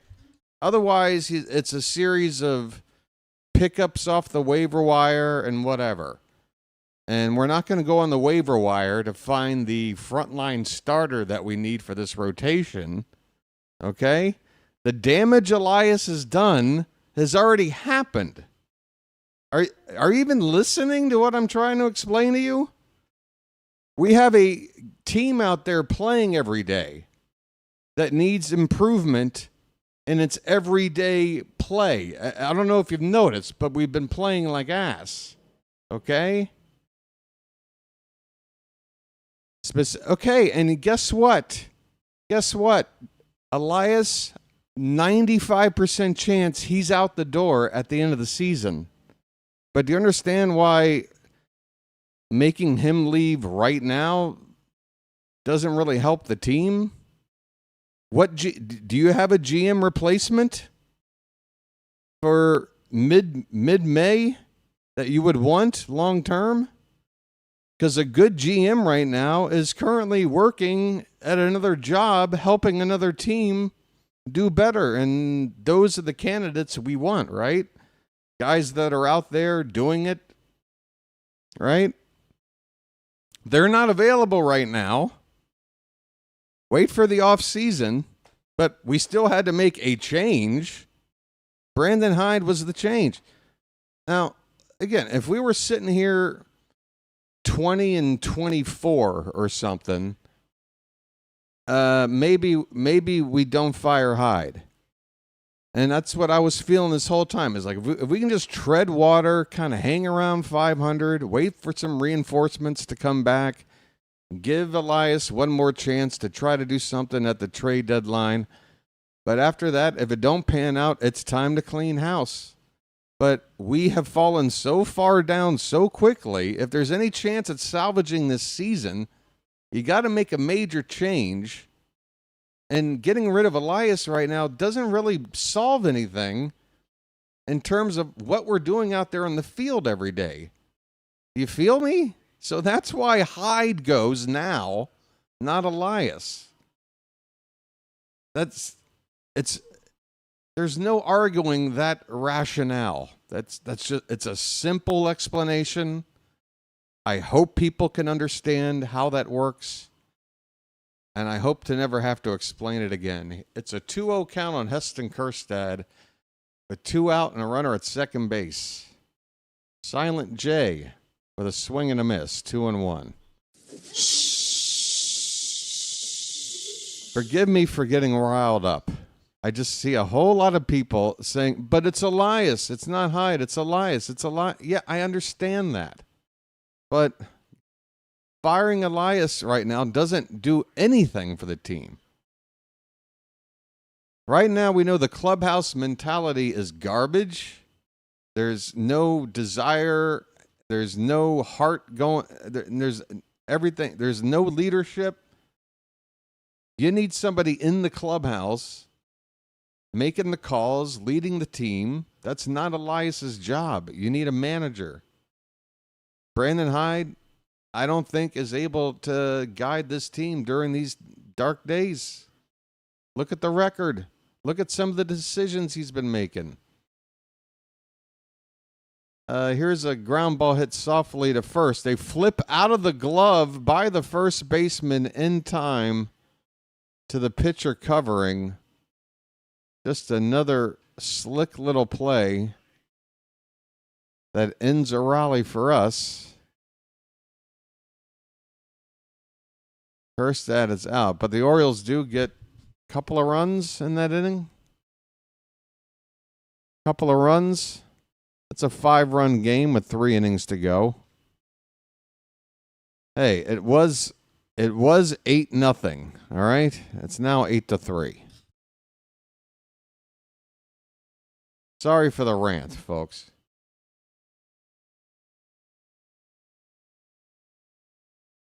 Yeah. That was the expectation. And things fell apart, Things fell apart. 2 major things. One, we were not able to replace Corbin Burns with something comparable. There really wasn't a whole lot out there to choose from in terms of free agent acquisitions. Max Fried was the closest thing to another guy. And honestly, in hindsight, I'm not going to sit here and say I make good calls on everything. I thought when the Yankees signed Max Fried that they gave him a really, it was a big contract. I wasn't sold on between the length of the contract and the overall amount of money invested. I was like, all right, if you're willing to spend that much on Fried, go ahead. But Fried's been fantastic. I wish we would have spent the money on him. I wish we would have. But outside of Max Fried or Garrett Crochet via trade, who are the big pitching acquisitions this offseason? There's really not much. There's really not much. We tried to pay Corbin Burns $40 million a year. That wasn't enough. I don't know. I need a lucky. We got James Wood at the plate. 1-1 the count on him, leading off the top of the 7th. He is 1 for 2. He fouls a pitch off his foot and has a 1-2 count.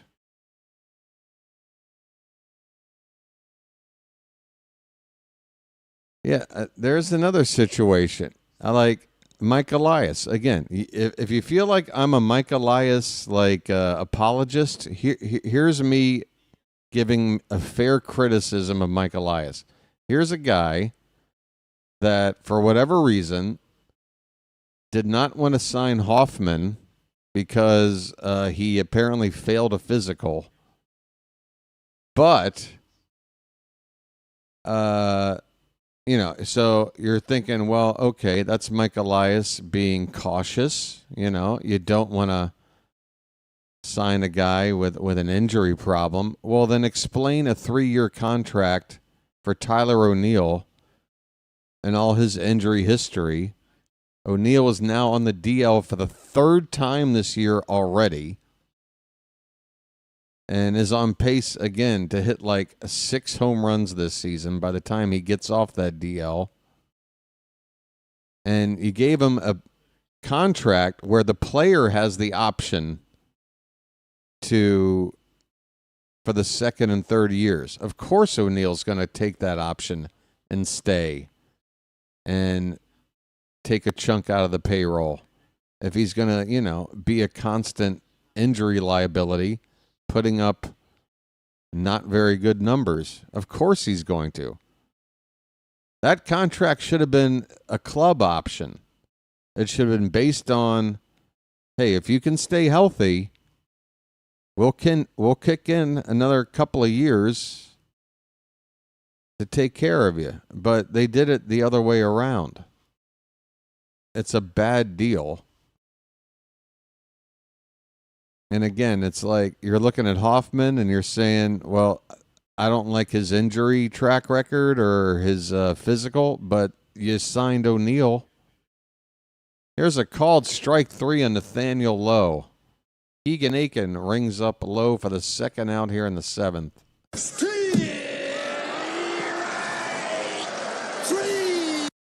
Well, y'all come back now, you hear? Yeah, I get that.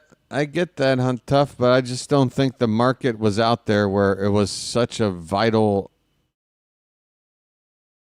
I don't think it was vital.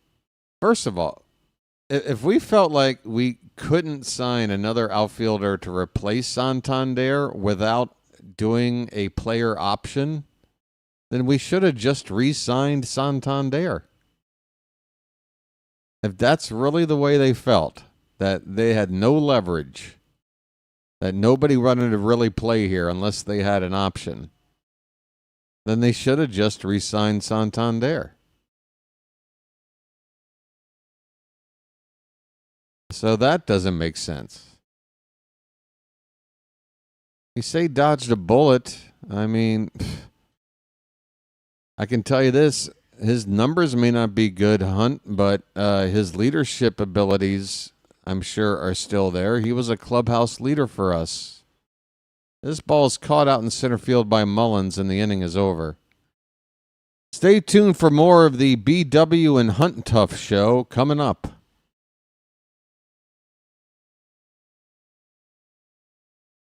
Anybody else want to talk to him? Can somebody else interact, please? I got to call a ball game. What else is going on here? I'm going to check on Twitter here just to make sure there isn't something else ridiculous going on.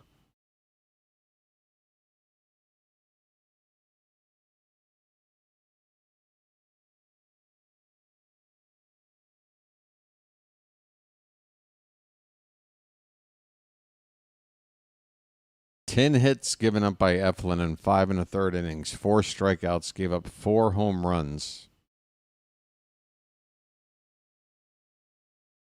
His 8 earned runs ties a career high. 4 home runs given up ties a career high. And the 10 hits allowed, 1 shy of a career high. So pretty much right up there with the worst start of his career. Aren't we happy that it happened today? Mullins leads the team now with 9 home runs. O'Hearn is second with 7. Folks, at this point of the season, you can basically just multiply numbers like this by 4 to get an idea of what the pace is. In fact, it's even being a little extra generous because this is game number, 45 today? In about 9 days, it'll be an exercise of multiplying these numbers by 3, but whatever. Let's call it 3.5. So, for example, said Mullins, 9 homers. He's on pace for about 30. But Gunnar, 6 homers. He's on pace for only about 20. And, we got 1 guy on pace for 30. And only 2 guys on pace for 20. Holiday's on pace for about 18. Same with Laureano. We had 2 guys hit over 40 last year.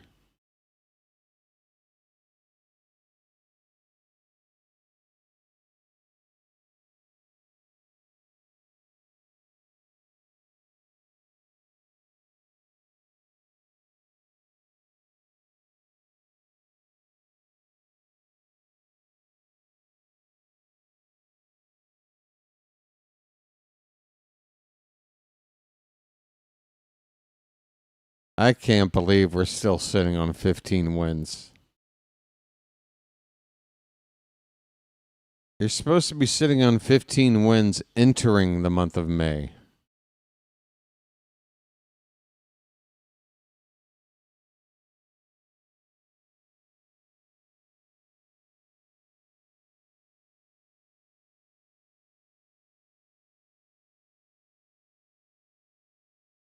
Emmanuel Rivera will come up to hit.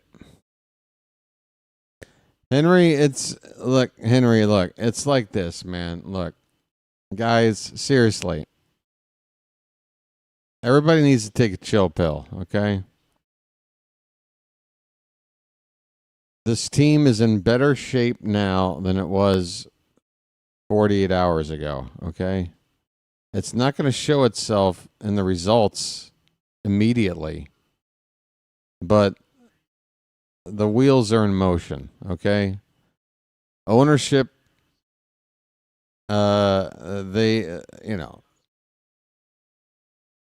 it's, this season may be lost, okay, folks, but it's not going to be a total rebuild situation, all right? There's a lot of good core players here who are under contract for a while, and other pieces that are under short-term deals that can be replaced. It's not a rebuild situation. It's just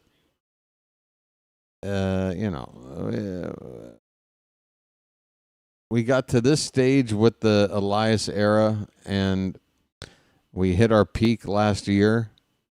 It's just time to take sort of what's been built and get a fresh mind in here that knows what to do with this team. maybe knows how to draft a pitcher or knows how to make a beneficial trade. First out of the inning on a fly ball. Sorry for the lame call I'm doing, folks. I really am just, after going down so big so early.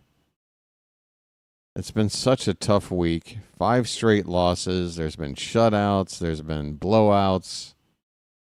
I'm just up. The Hill family did tell me to refresh the game, and I forgot to do it, but I'm doing it now. Sorry, I'm missing a pitch or two from Holiday here. After I redo a refresh.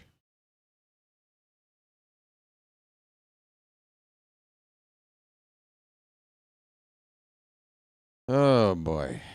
I am just tired of losing so much. 1 and 2 on Holiday, 1 out, nobody on bottom of the 7th. I know you did, Janet. I know.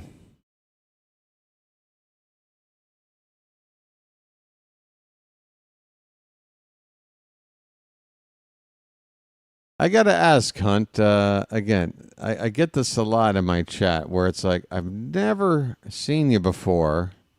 And then you come out firing with about 50 comments like you want to catch up. Is this, are you new to the channel? We talk about a lot of this stuff all the time. So you're preaching to the choir about a lot of stuff. Holiday with a deep fly ball to left. That ball is going to go. Bye-bye, birdie. Jackson Holiday, have yourself a day. Opposite field home run. Makes it 8-4. We're still in the 7th inning, folks. Chipping away. Okay, Hunt. So here's the deal. Kind of read the room a little bit. You don't need to get every point out in the first game. We're here for every game. We talk about all this stuff. So when you come out, guns a-blazing with 47 points to make, you're welcome here. Just settle in.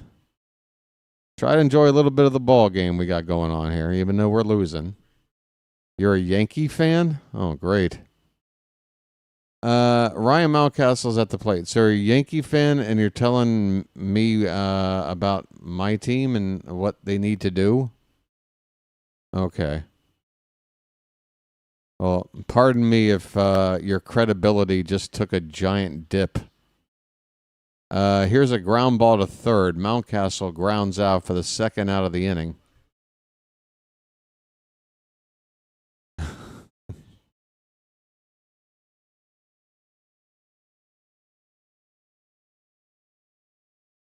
What did Henry say? How was Henry rude? He said yuck. Hunt, have you been around Yankee fans? If the word yuck is rude, come on, dude. You can take it. Henry, let's be cool. Don't start escalating it for no reason. No need to escalate.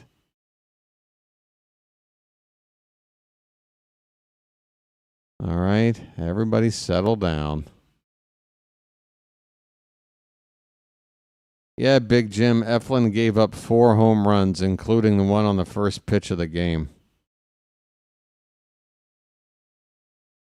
Yeah, don't make Janet pull over the car, all right? Janet will roll up a newspaper and slap you on the nose. I would not be testing Janet right now.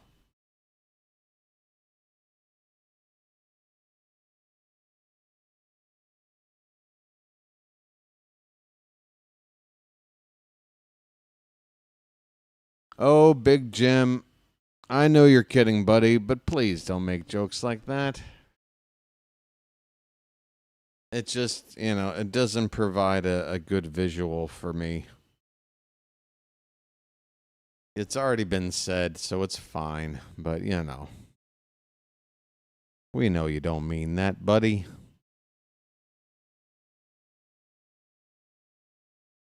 You're fine, Hunt. Just settle in, bro. Settle in. You know? You're fine too, Big Jim. Everybody's cool, all right? Jim's not going to drive into a tree. Hunt Tough is trying to get a read of the room here. He's new. Probably needs to just maybe just settle in for a sec.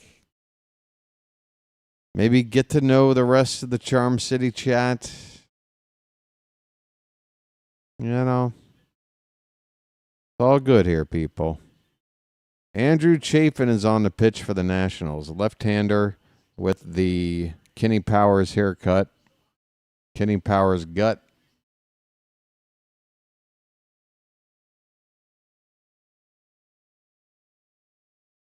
Well, I mean, if you're going to do a sick barrel roll and you come out of it unscathed, well, then that sounds pretty cool.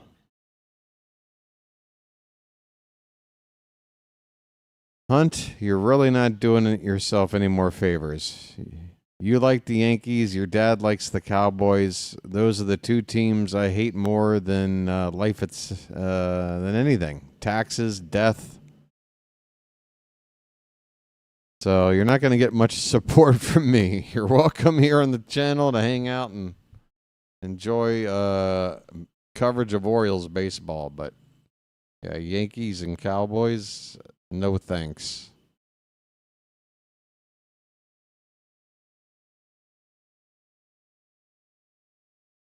Gunnar Henderson's at the plate. He's got a 3-1 count, bases empty, 2 down. The Orioles are down 4. They've cut an 8-0 lead by the Nationals in half. But they're also running out of time. 3-1 pitch is called a strike. Gunnar was ready for ball 4.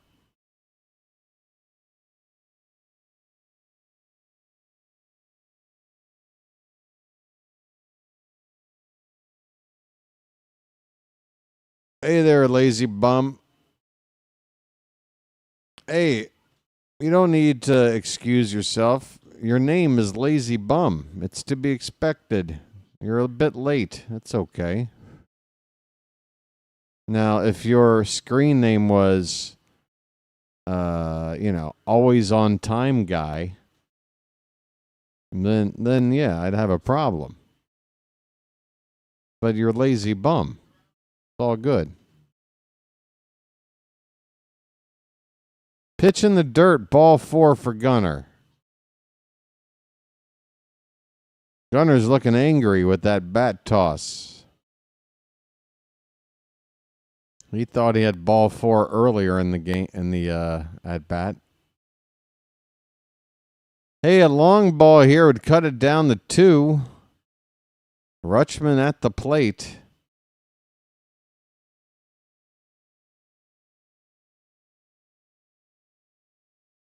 Takes a called strike. Folks, it's now gotten into an area where I can hit this and not feel like it's a joke.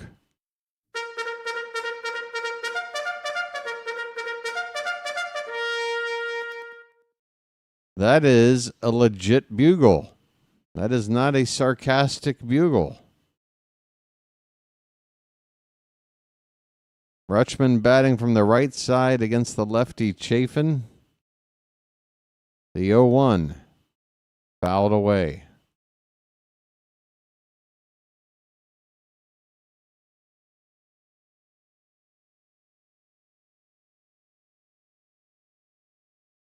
Henry, calm down, dude. Henry, just chill, man. Don't just chill, Henry. Somebody get a hold of Henry. Give him a Gatorade. Put a wet towel over his head. It's all good, Henry. It's okay.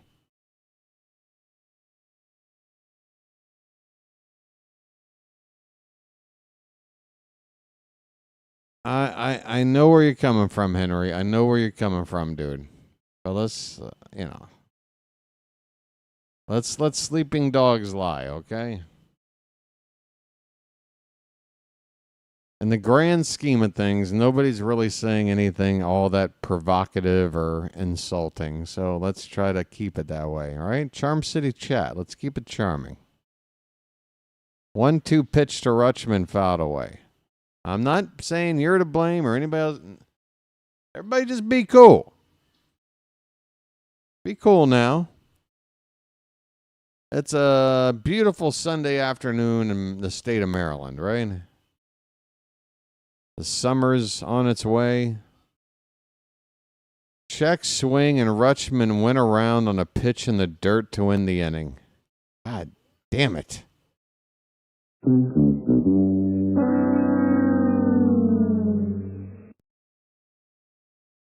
Well, now you got two reasons to watch Lazy Bum: Jackson Holiday and me.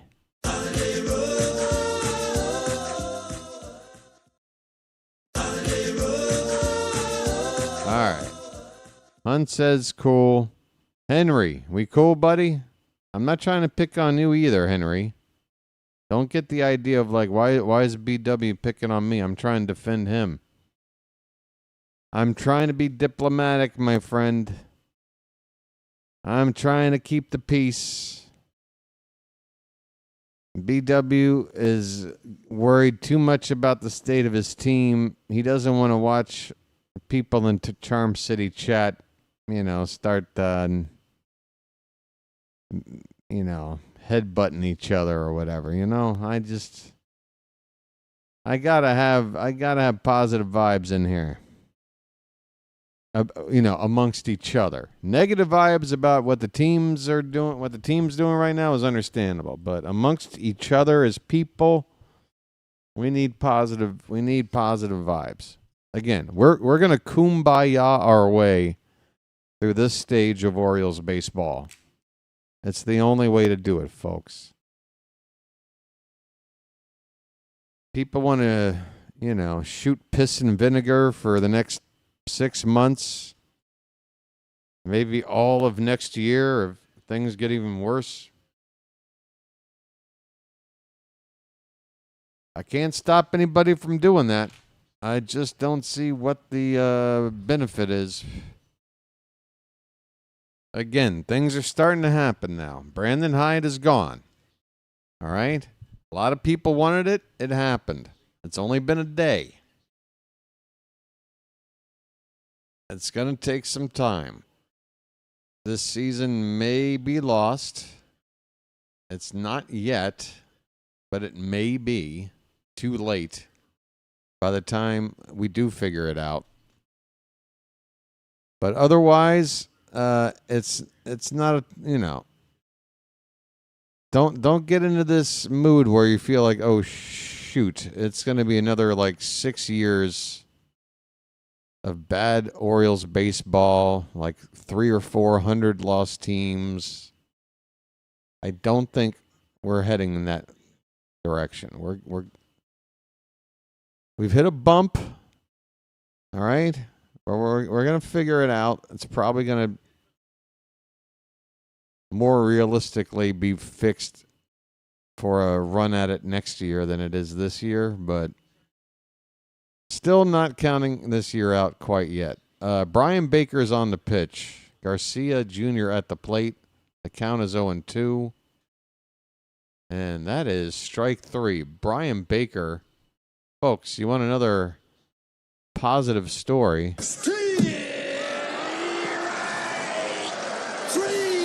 Well, y'all come back now, you hear? Brian Baker has been really good. He's having a breakout season here.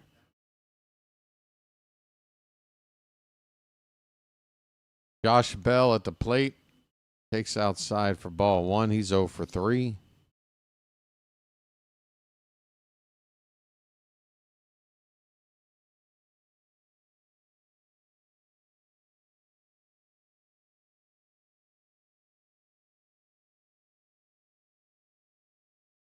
Change up in there for a strike, 1-1 the count.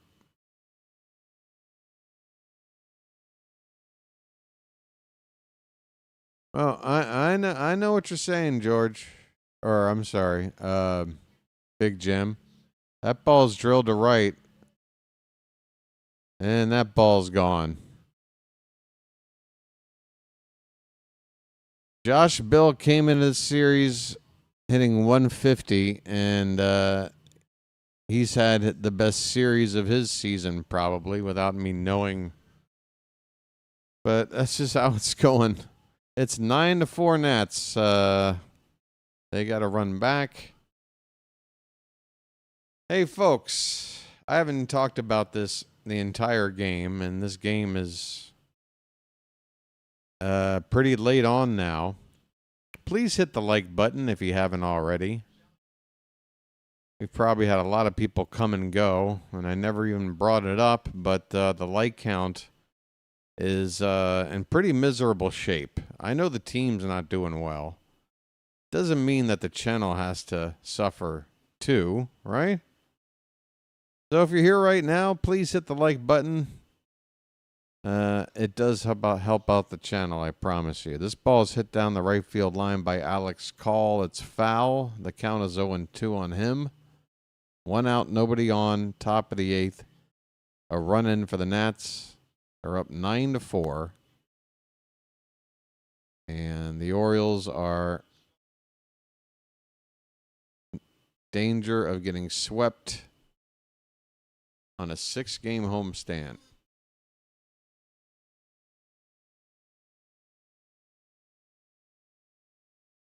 Paul fouls it straight back.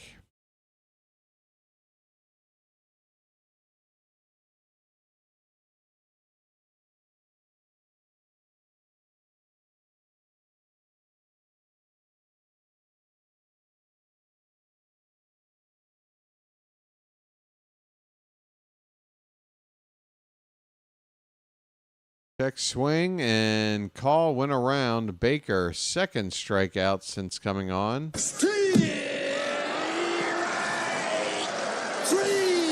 Well, y'all come back now, you hear? That's right, folks. You can always hang your hat on the fact that as bad as the first quarter of the season has been for Baltimore, we beat the Yankees 2 out of 3. I will always take a little something on the side like that. 1-0 on Tana is called a strike. That looked outside. 1 ball, 1 strike.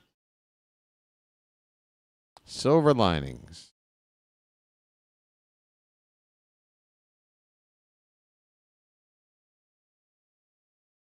Thanks, Jack.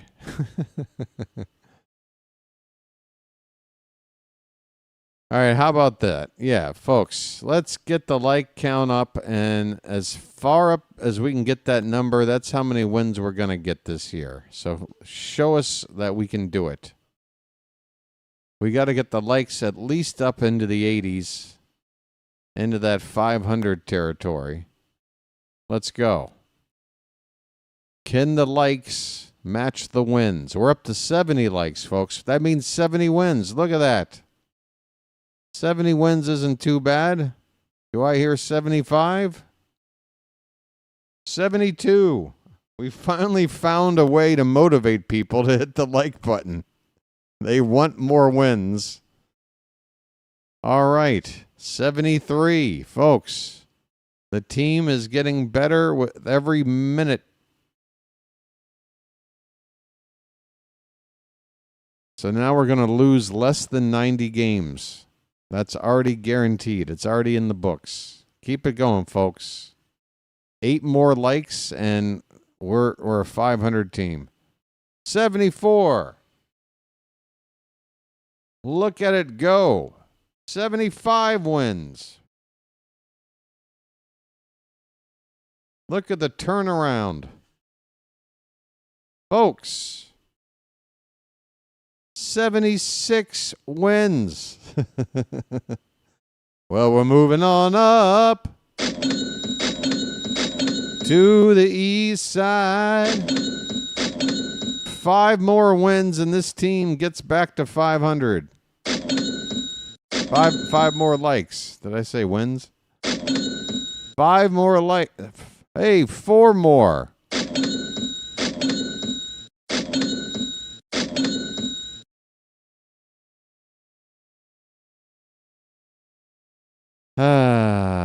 Henry, he's welcome here as long as he's not, insulting anybody, okay? I've had my chat with Hunt. Allow me to handle the situation. I'm trying to get the two of you to chill. It's all good.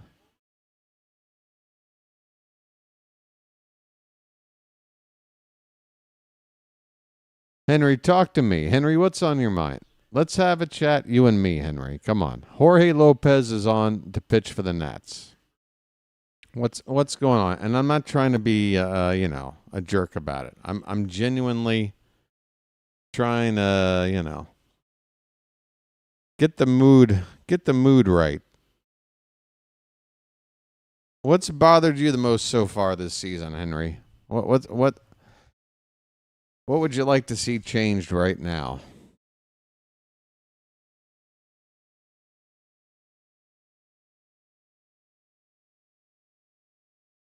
Orioles bad, you good commentator. Why are the Yankee fans in the live chat? That's all I'm asking. Foul back. We get fans from other teams here in this chat. I have a close relationship with JJ. He covers the Phillies. Obviously, they're not a rival in terms of division. But I've got a friend, Thomas Fitzpatrick. He covers the Boston Red Sox. It's just a matter of civility. I talked to him about that. I don't think Hunt is in a position to be talking about our team and what needs to be done. I think Hunt would be better served to worry about his own team and analyze that versus ours. I would agree. But it's at the end of the day, it's not the biggest deal, right? Ryan O'Hearn takes a pitch inside. It's a full count, leading off the bottom of the 8th. Let's turn and burn. Hey, AB Normal, how you doing?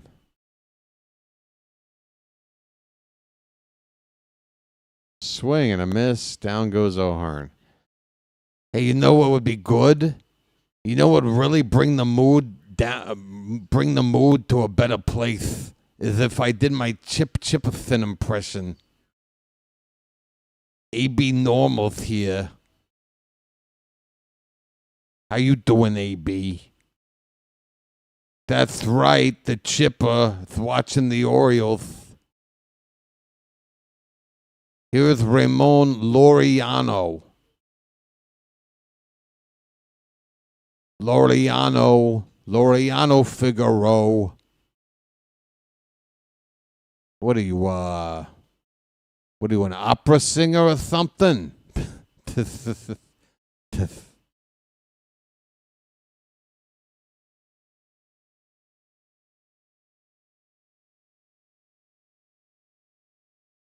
Won the count on Ramon Laureano or something. Swing and a miss.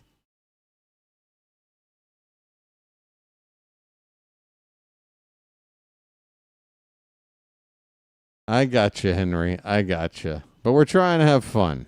Let's focus on the fun. The 1-2. There's a line drive. It's a base hit in the right field. Laureano Figaro. Magnifico. I'm just the poor boy. Nobody loves me.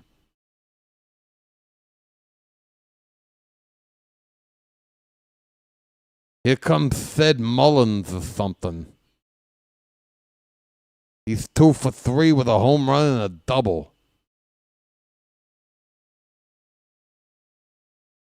Curveball in there. A knuckle curve. Why is it a knuckle curve? What, do you wear brass knuckles when you throw it or something? Fly ball left center field, pretty deep, going back. The catch is made by James Wood. 2 down in the inning. James Wood. That was a hard catch by Wood. What is this garbage?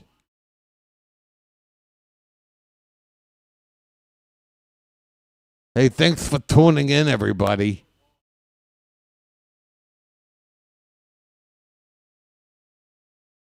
Here comes Heston Kjerstad or something. Kjerstad swings and misses.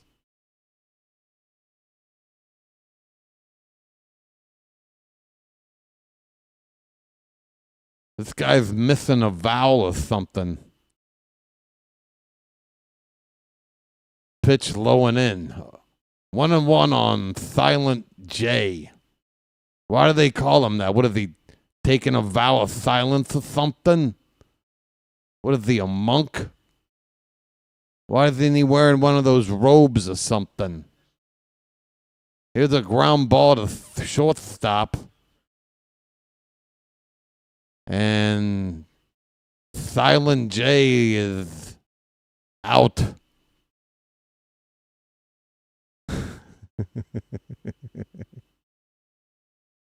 That'll do it for the Orioles. We go to the 9th. The Chipper has just earned a super chat. Message for you, son.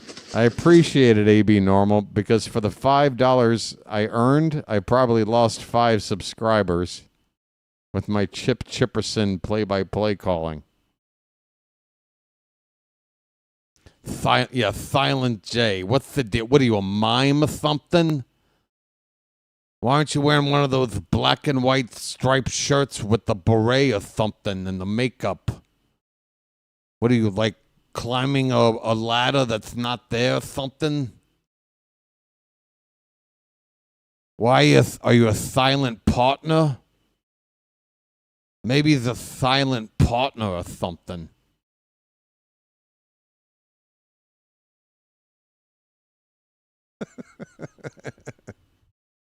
I love channeling Chip Chipperson. Can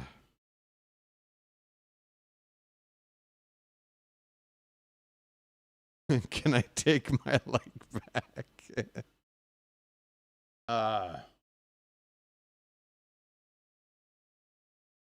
Don't you dare. When the Chipper speaks, the Chipper is king. King Chipper. Cade Stroud recently called up, is on the pitch. In AAA Norfolk, this guy has got an ERA. It's not good. 7.47 or something. He's making his major league debut right now. We got another super chat. Message for you, son.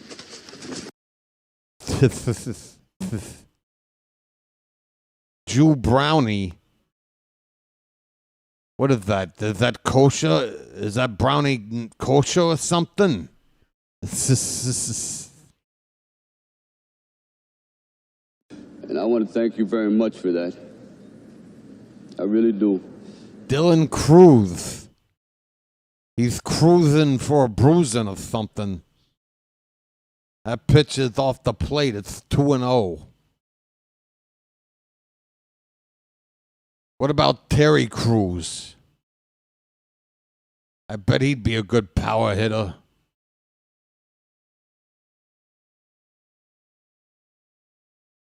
Cruz swings at it. It's maybe he doesn't. It's 3-0. What are my thoughts on abs? I think they're better than subtracts. Little bit of humor. 2-2 the count on Dylan Cruz. He's got a couple of hits.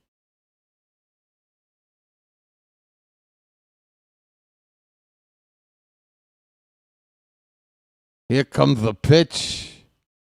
Curveball hit in the air right center field. Kerstad is there. Kajerstad. He makes the catch. Thanks for the super chats, everybody.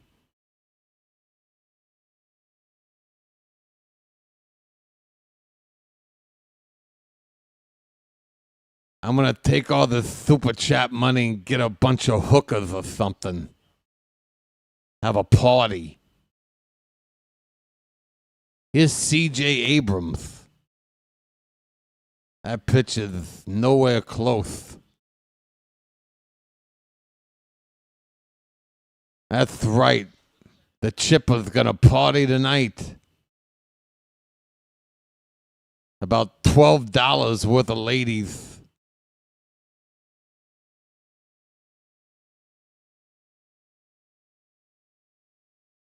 I might buy a 6-pack of Zima or something. 2-0 on C.J. Abrams. How long can I keep this up? How long can I keep this up? Imagine you are tuning into my channel for the first time. You got to be like, what the hell is this? That guy actually talks like that and wears a Burger King crown?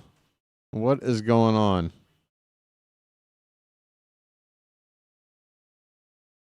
That's right, I like Zima. Don't you judge me, sea-sucker. Zima's good. It's a hard drink for a real man. 2-2 pitch to Abrams. Outside. Everything I do is terrible for the algorithm.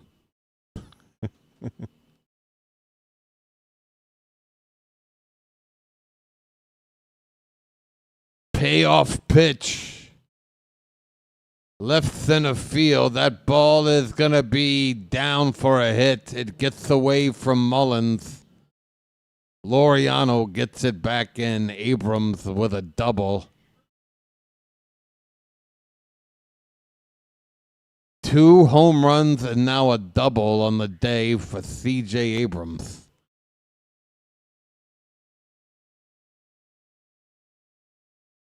More like J.J. Abrams.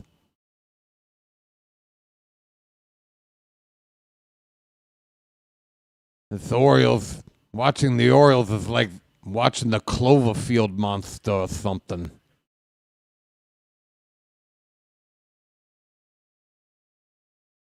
Here's James Wood. Well, what are you? What, like, are you mahogany or something? What are you, balsa wood? What kind of wood are you?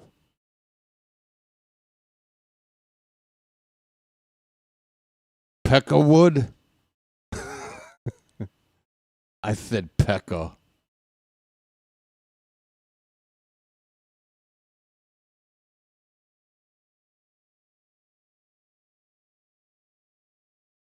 All right, I'm gonna stop the chip. I think with the Peckerwood joke, I think I've hit my peak. Welcome back, everybody.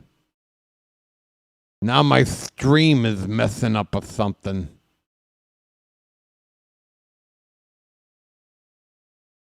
I gotta restart the game. The internet went down for a sec.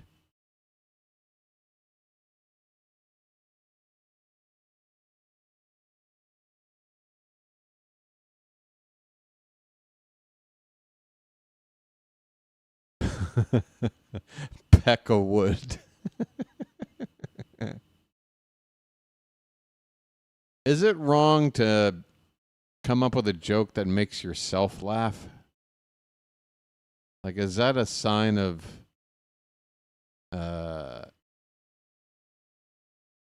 arrogance or being self-absorbed? I don't know. But sometimes I do legitimately make myself laugh. It's nice. Waiting for the game to get back up on the screen here, folks.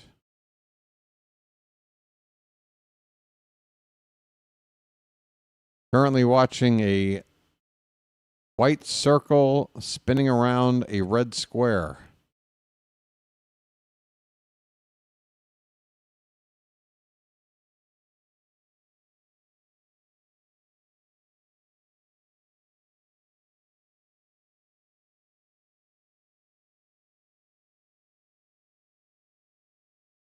Something's wrong with the Wi-Fi or something.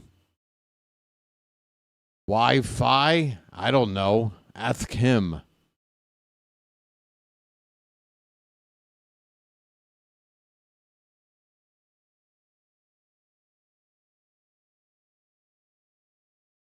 Oh, wow. It's 10-4 now? I missed a run or something. Hey, we're up to 83 likes. Guess what, everybody? The Orioles are going to finish with a winning record. 5 more likes, and we might make the playoffs. Welcome back. 10-4, good buddy. Hey, folks, we got ourselves a convoy score. 10-4, good buddy.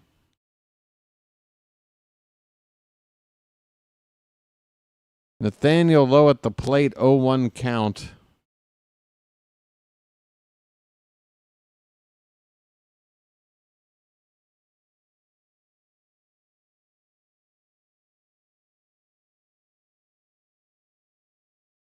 We're about to be 15-30.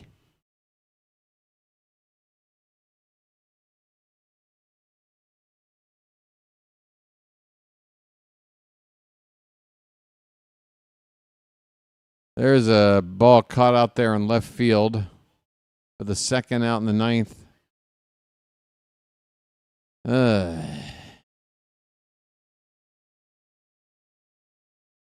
Lose twice for every win.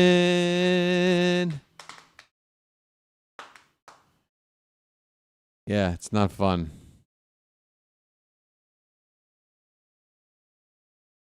Six-game losing streak coming up. But hey, at least you got me. The chipper.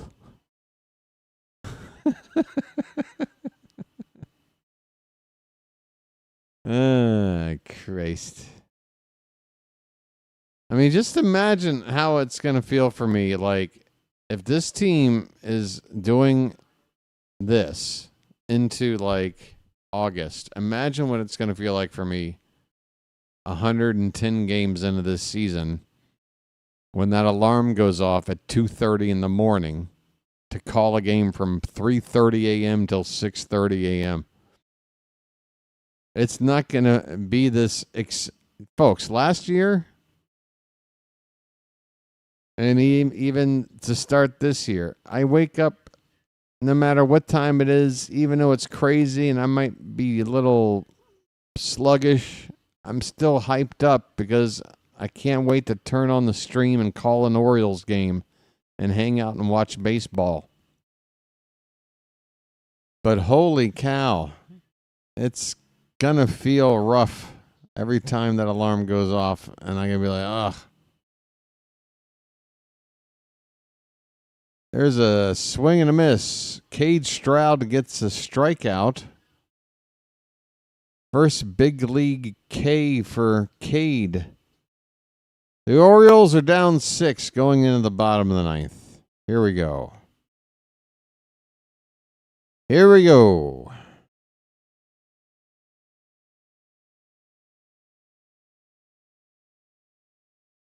You think that's how it'll work? I don't know.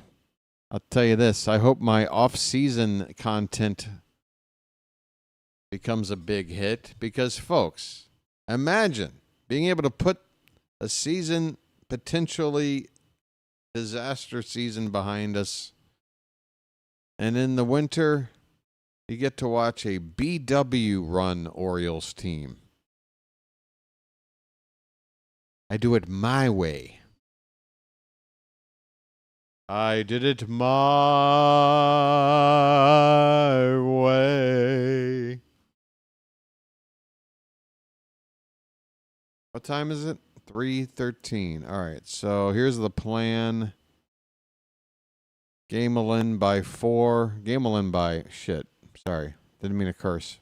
Gamelin like 15 minutes. I can be in bed by 3:30, 3:40.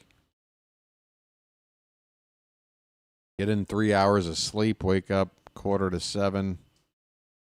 Okay. I got the plan. I've got this planned.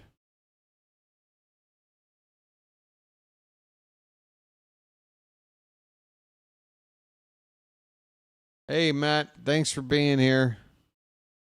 I'll tell you this, though. If we come back with a 6-run rally in the 9th, that means you have to leave for every 9th inning for the rest of time.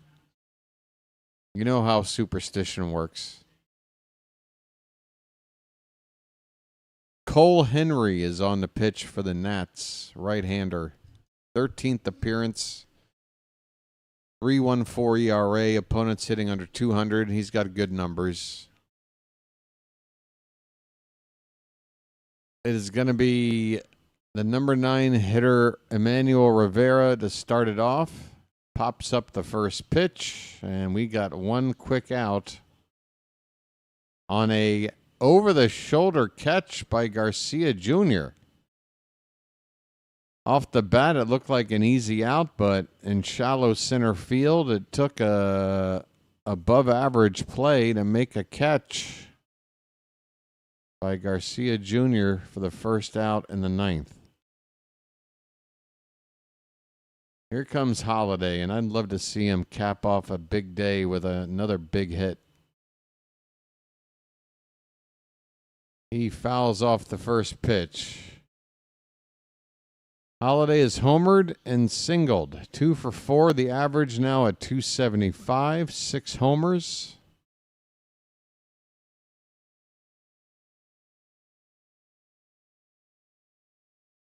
Pitch in the dirt.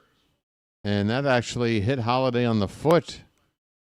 Jackson will take first base. Well, we need base runners. That much is certain.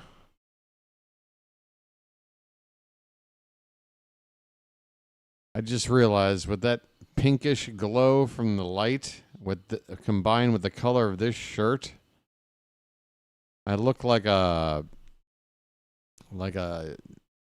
what am I trying to think of? Here's a ball hit foul by Ryan Mountcastle down the right field line. Mountie is 1 for 4. I look like a sugar plum or something. Or a penis. Okay. I had a different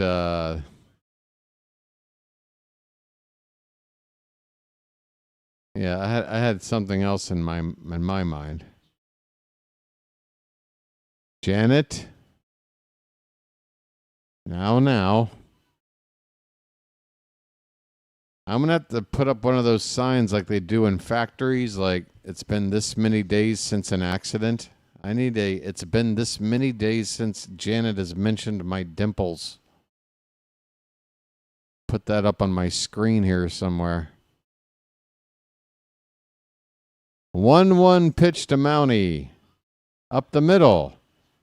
That ball is shoveled past to second for 1 and over to first. And this game ends on a web gem double play by the Nationals.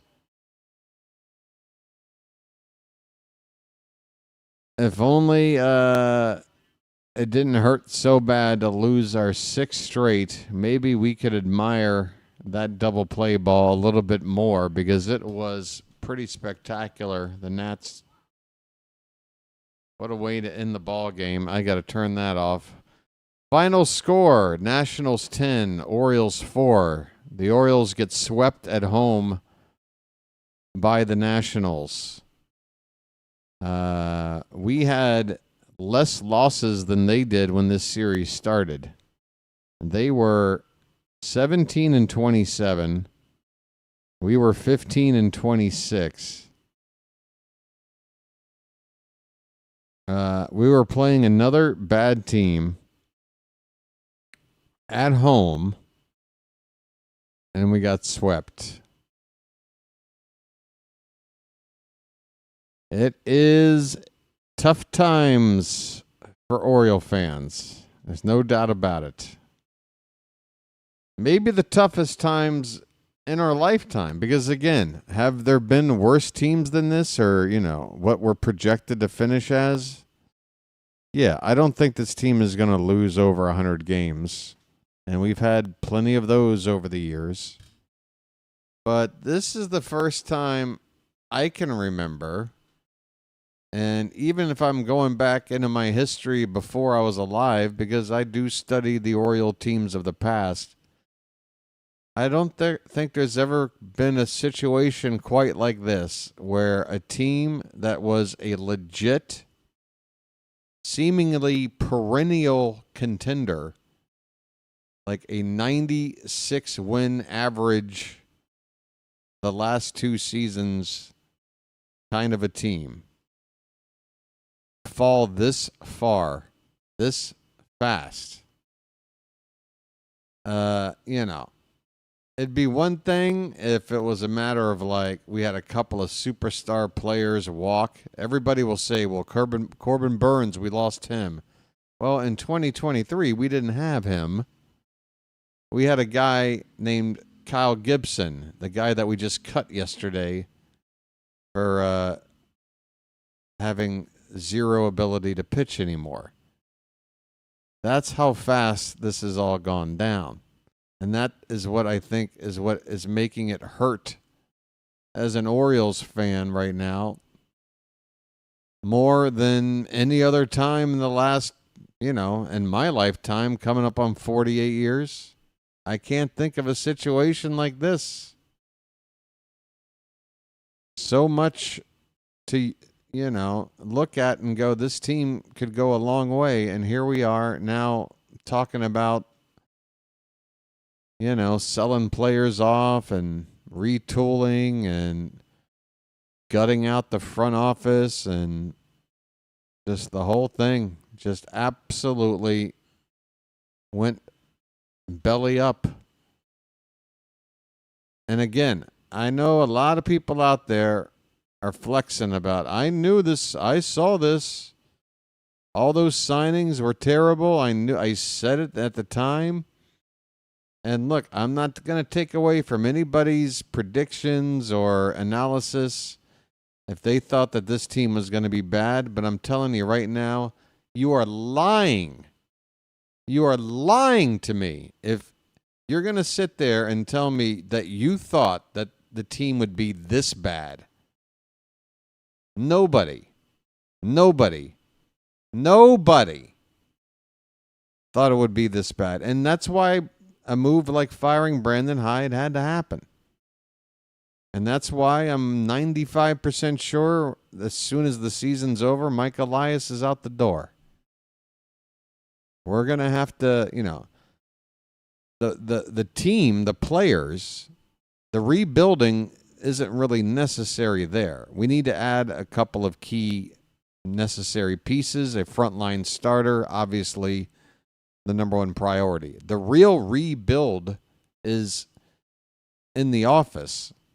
That's where the rebuilding is. And we might be talking about scouts and, strength and conditioning guys, because this team's health has been an issue. Coaching staff, hitting coach, pitching coach, the whole nine. All of that, I think, is where the rebuild is needed. The players, I think we have the talent, at least enough to where you don't need to start selling away all these guys. And remember, it's not like we're trying to sell away players with these crazy contracts in order to free up some money for our budget. No, I mean, I'm not going to sell, a player that's, still cheap under arbitration and under team control for multiple years. And that's what a lot of our team is. Colton Cowser, Jordan Westberg, Jackson Holliday, Gunnar Henderson. Those guys should not be going anywhere, and those guys have the talent to where you put a couple of more pieces in there, and you're going to be fine. These guys have talent. Just not seeing it this season. It sucks. Have I been talking too long? I'm sorry. Yeah, I'm just trying to make sense of this. This is just insane. It's an insane situation. 15-30. Never thought we would be there. Never. Ever, ever, ever, ever, ever.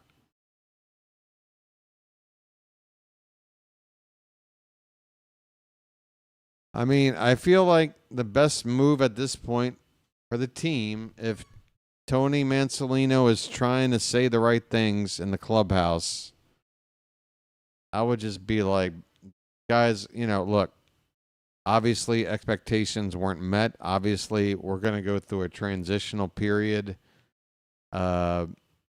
We may not get to where we wanted to be this year, but we got 118 games left to go or whatever it is. Just go out there and, try to enjoy playing baseball again. That's what I want to see. I want to see, because look, bad teams still win games. Okay? And if we get a couple of wins in a row, you never know. A little bit of momentum. I know I sound delusional, but again, I think the two biggest issues have now been addressed.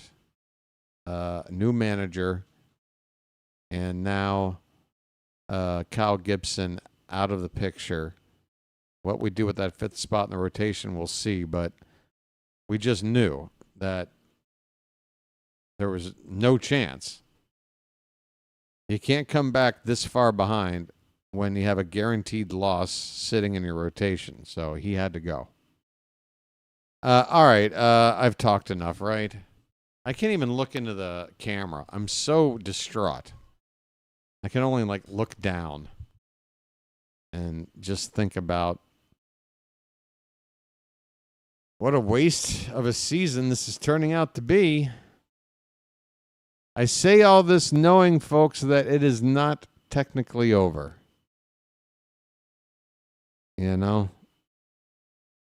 If we can whip out a 6-game win streak somewhere before the All-Star break, you never know. We'll see. But I'm going to go. Let me see if somebody else is streaming right now. Next game is going to be tomorrow night in Milwaukee, by the way. Tomorrow night in Milwaukee. The matchup, I'll have it here in a sec. We have Dean Kramer on the mound going up against Quinn Priester, a right-hander with an ERA a little over 4.5.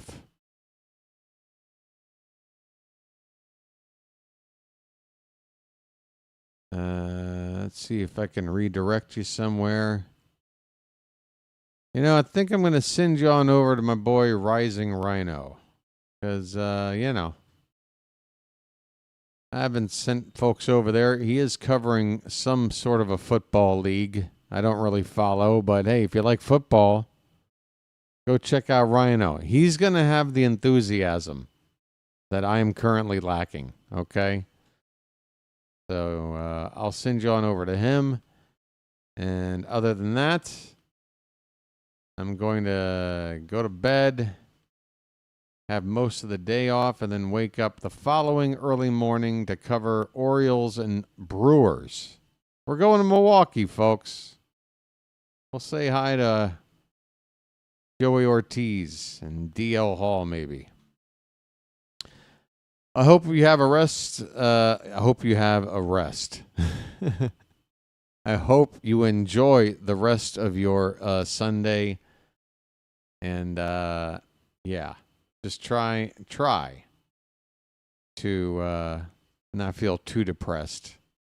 It's normal. Don't feel shame for feeling down, but just don't let feeling down, keep you down. You feel me? All right. Till then, folks, this has been the BirdWatcher. Holy cow, we need some help. I will chirp at you later.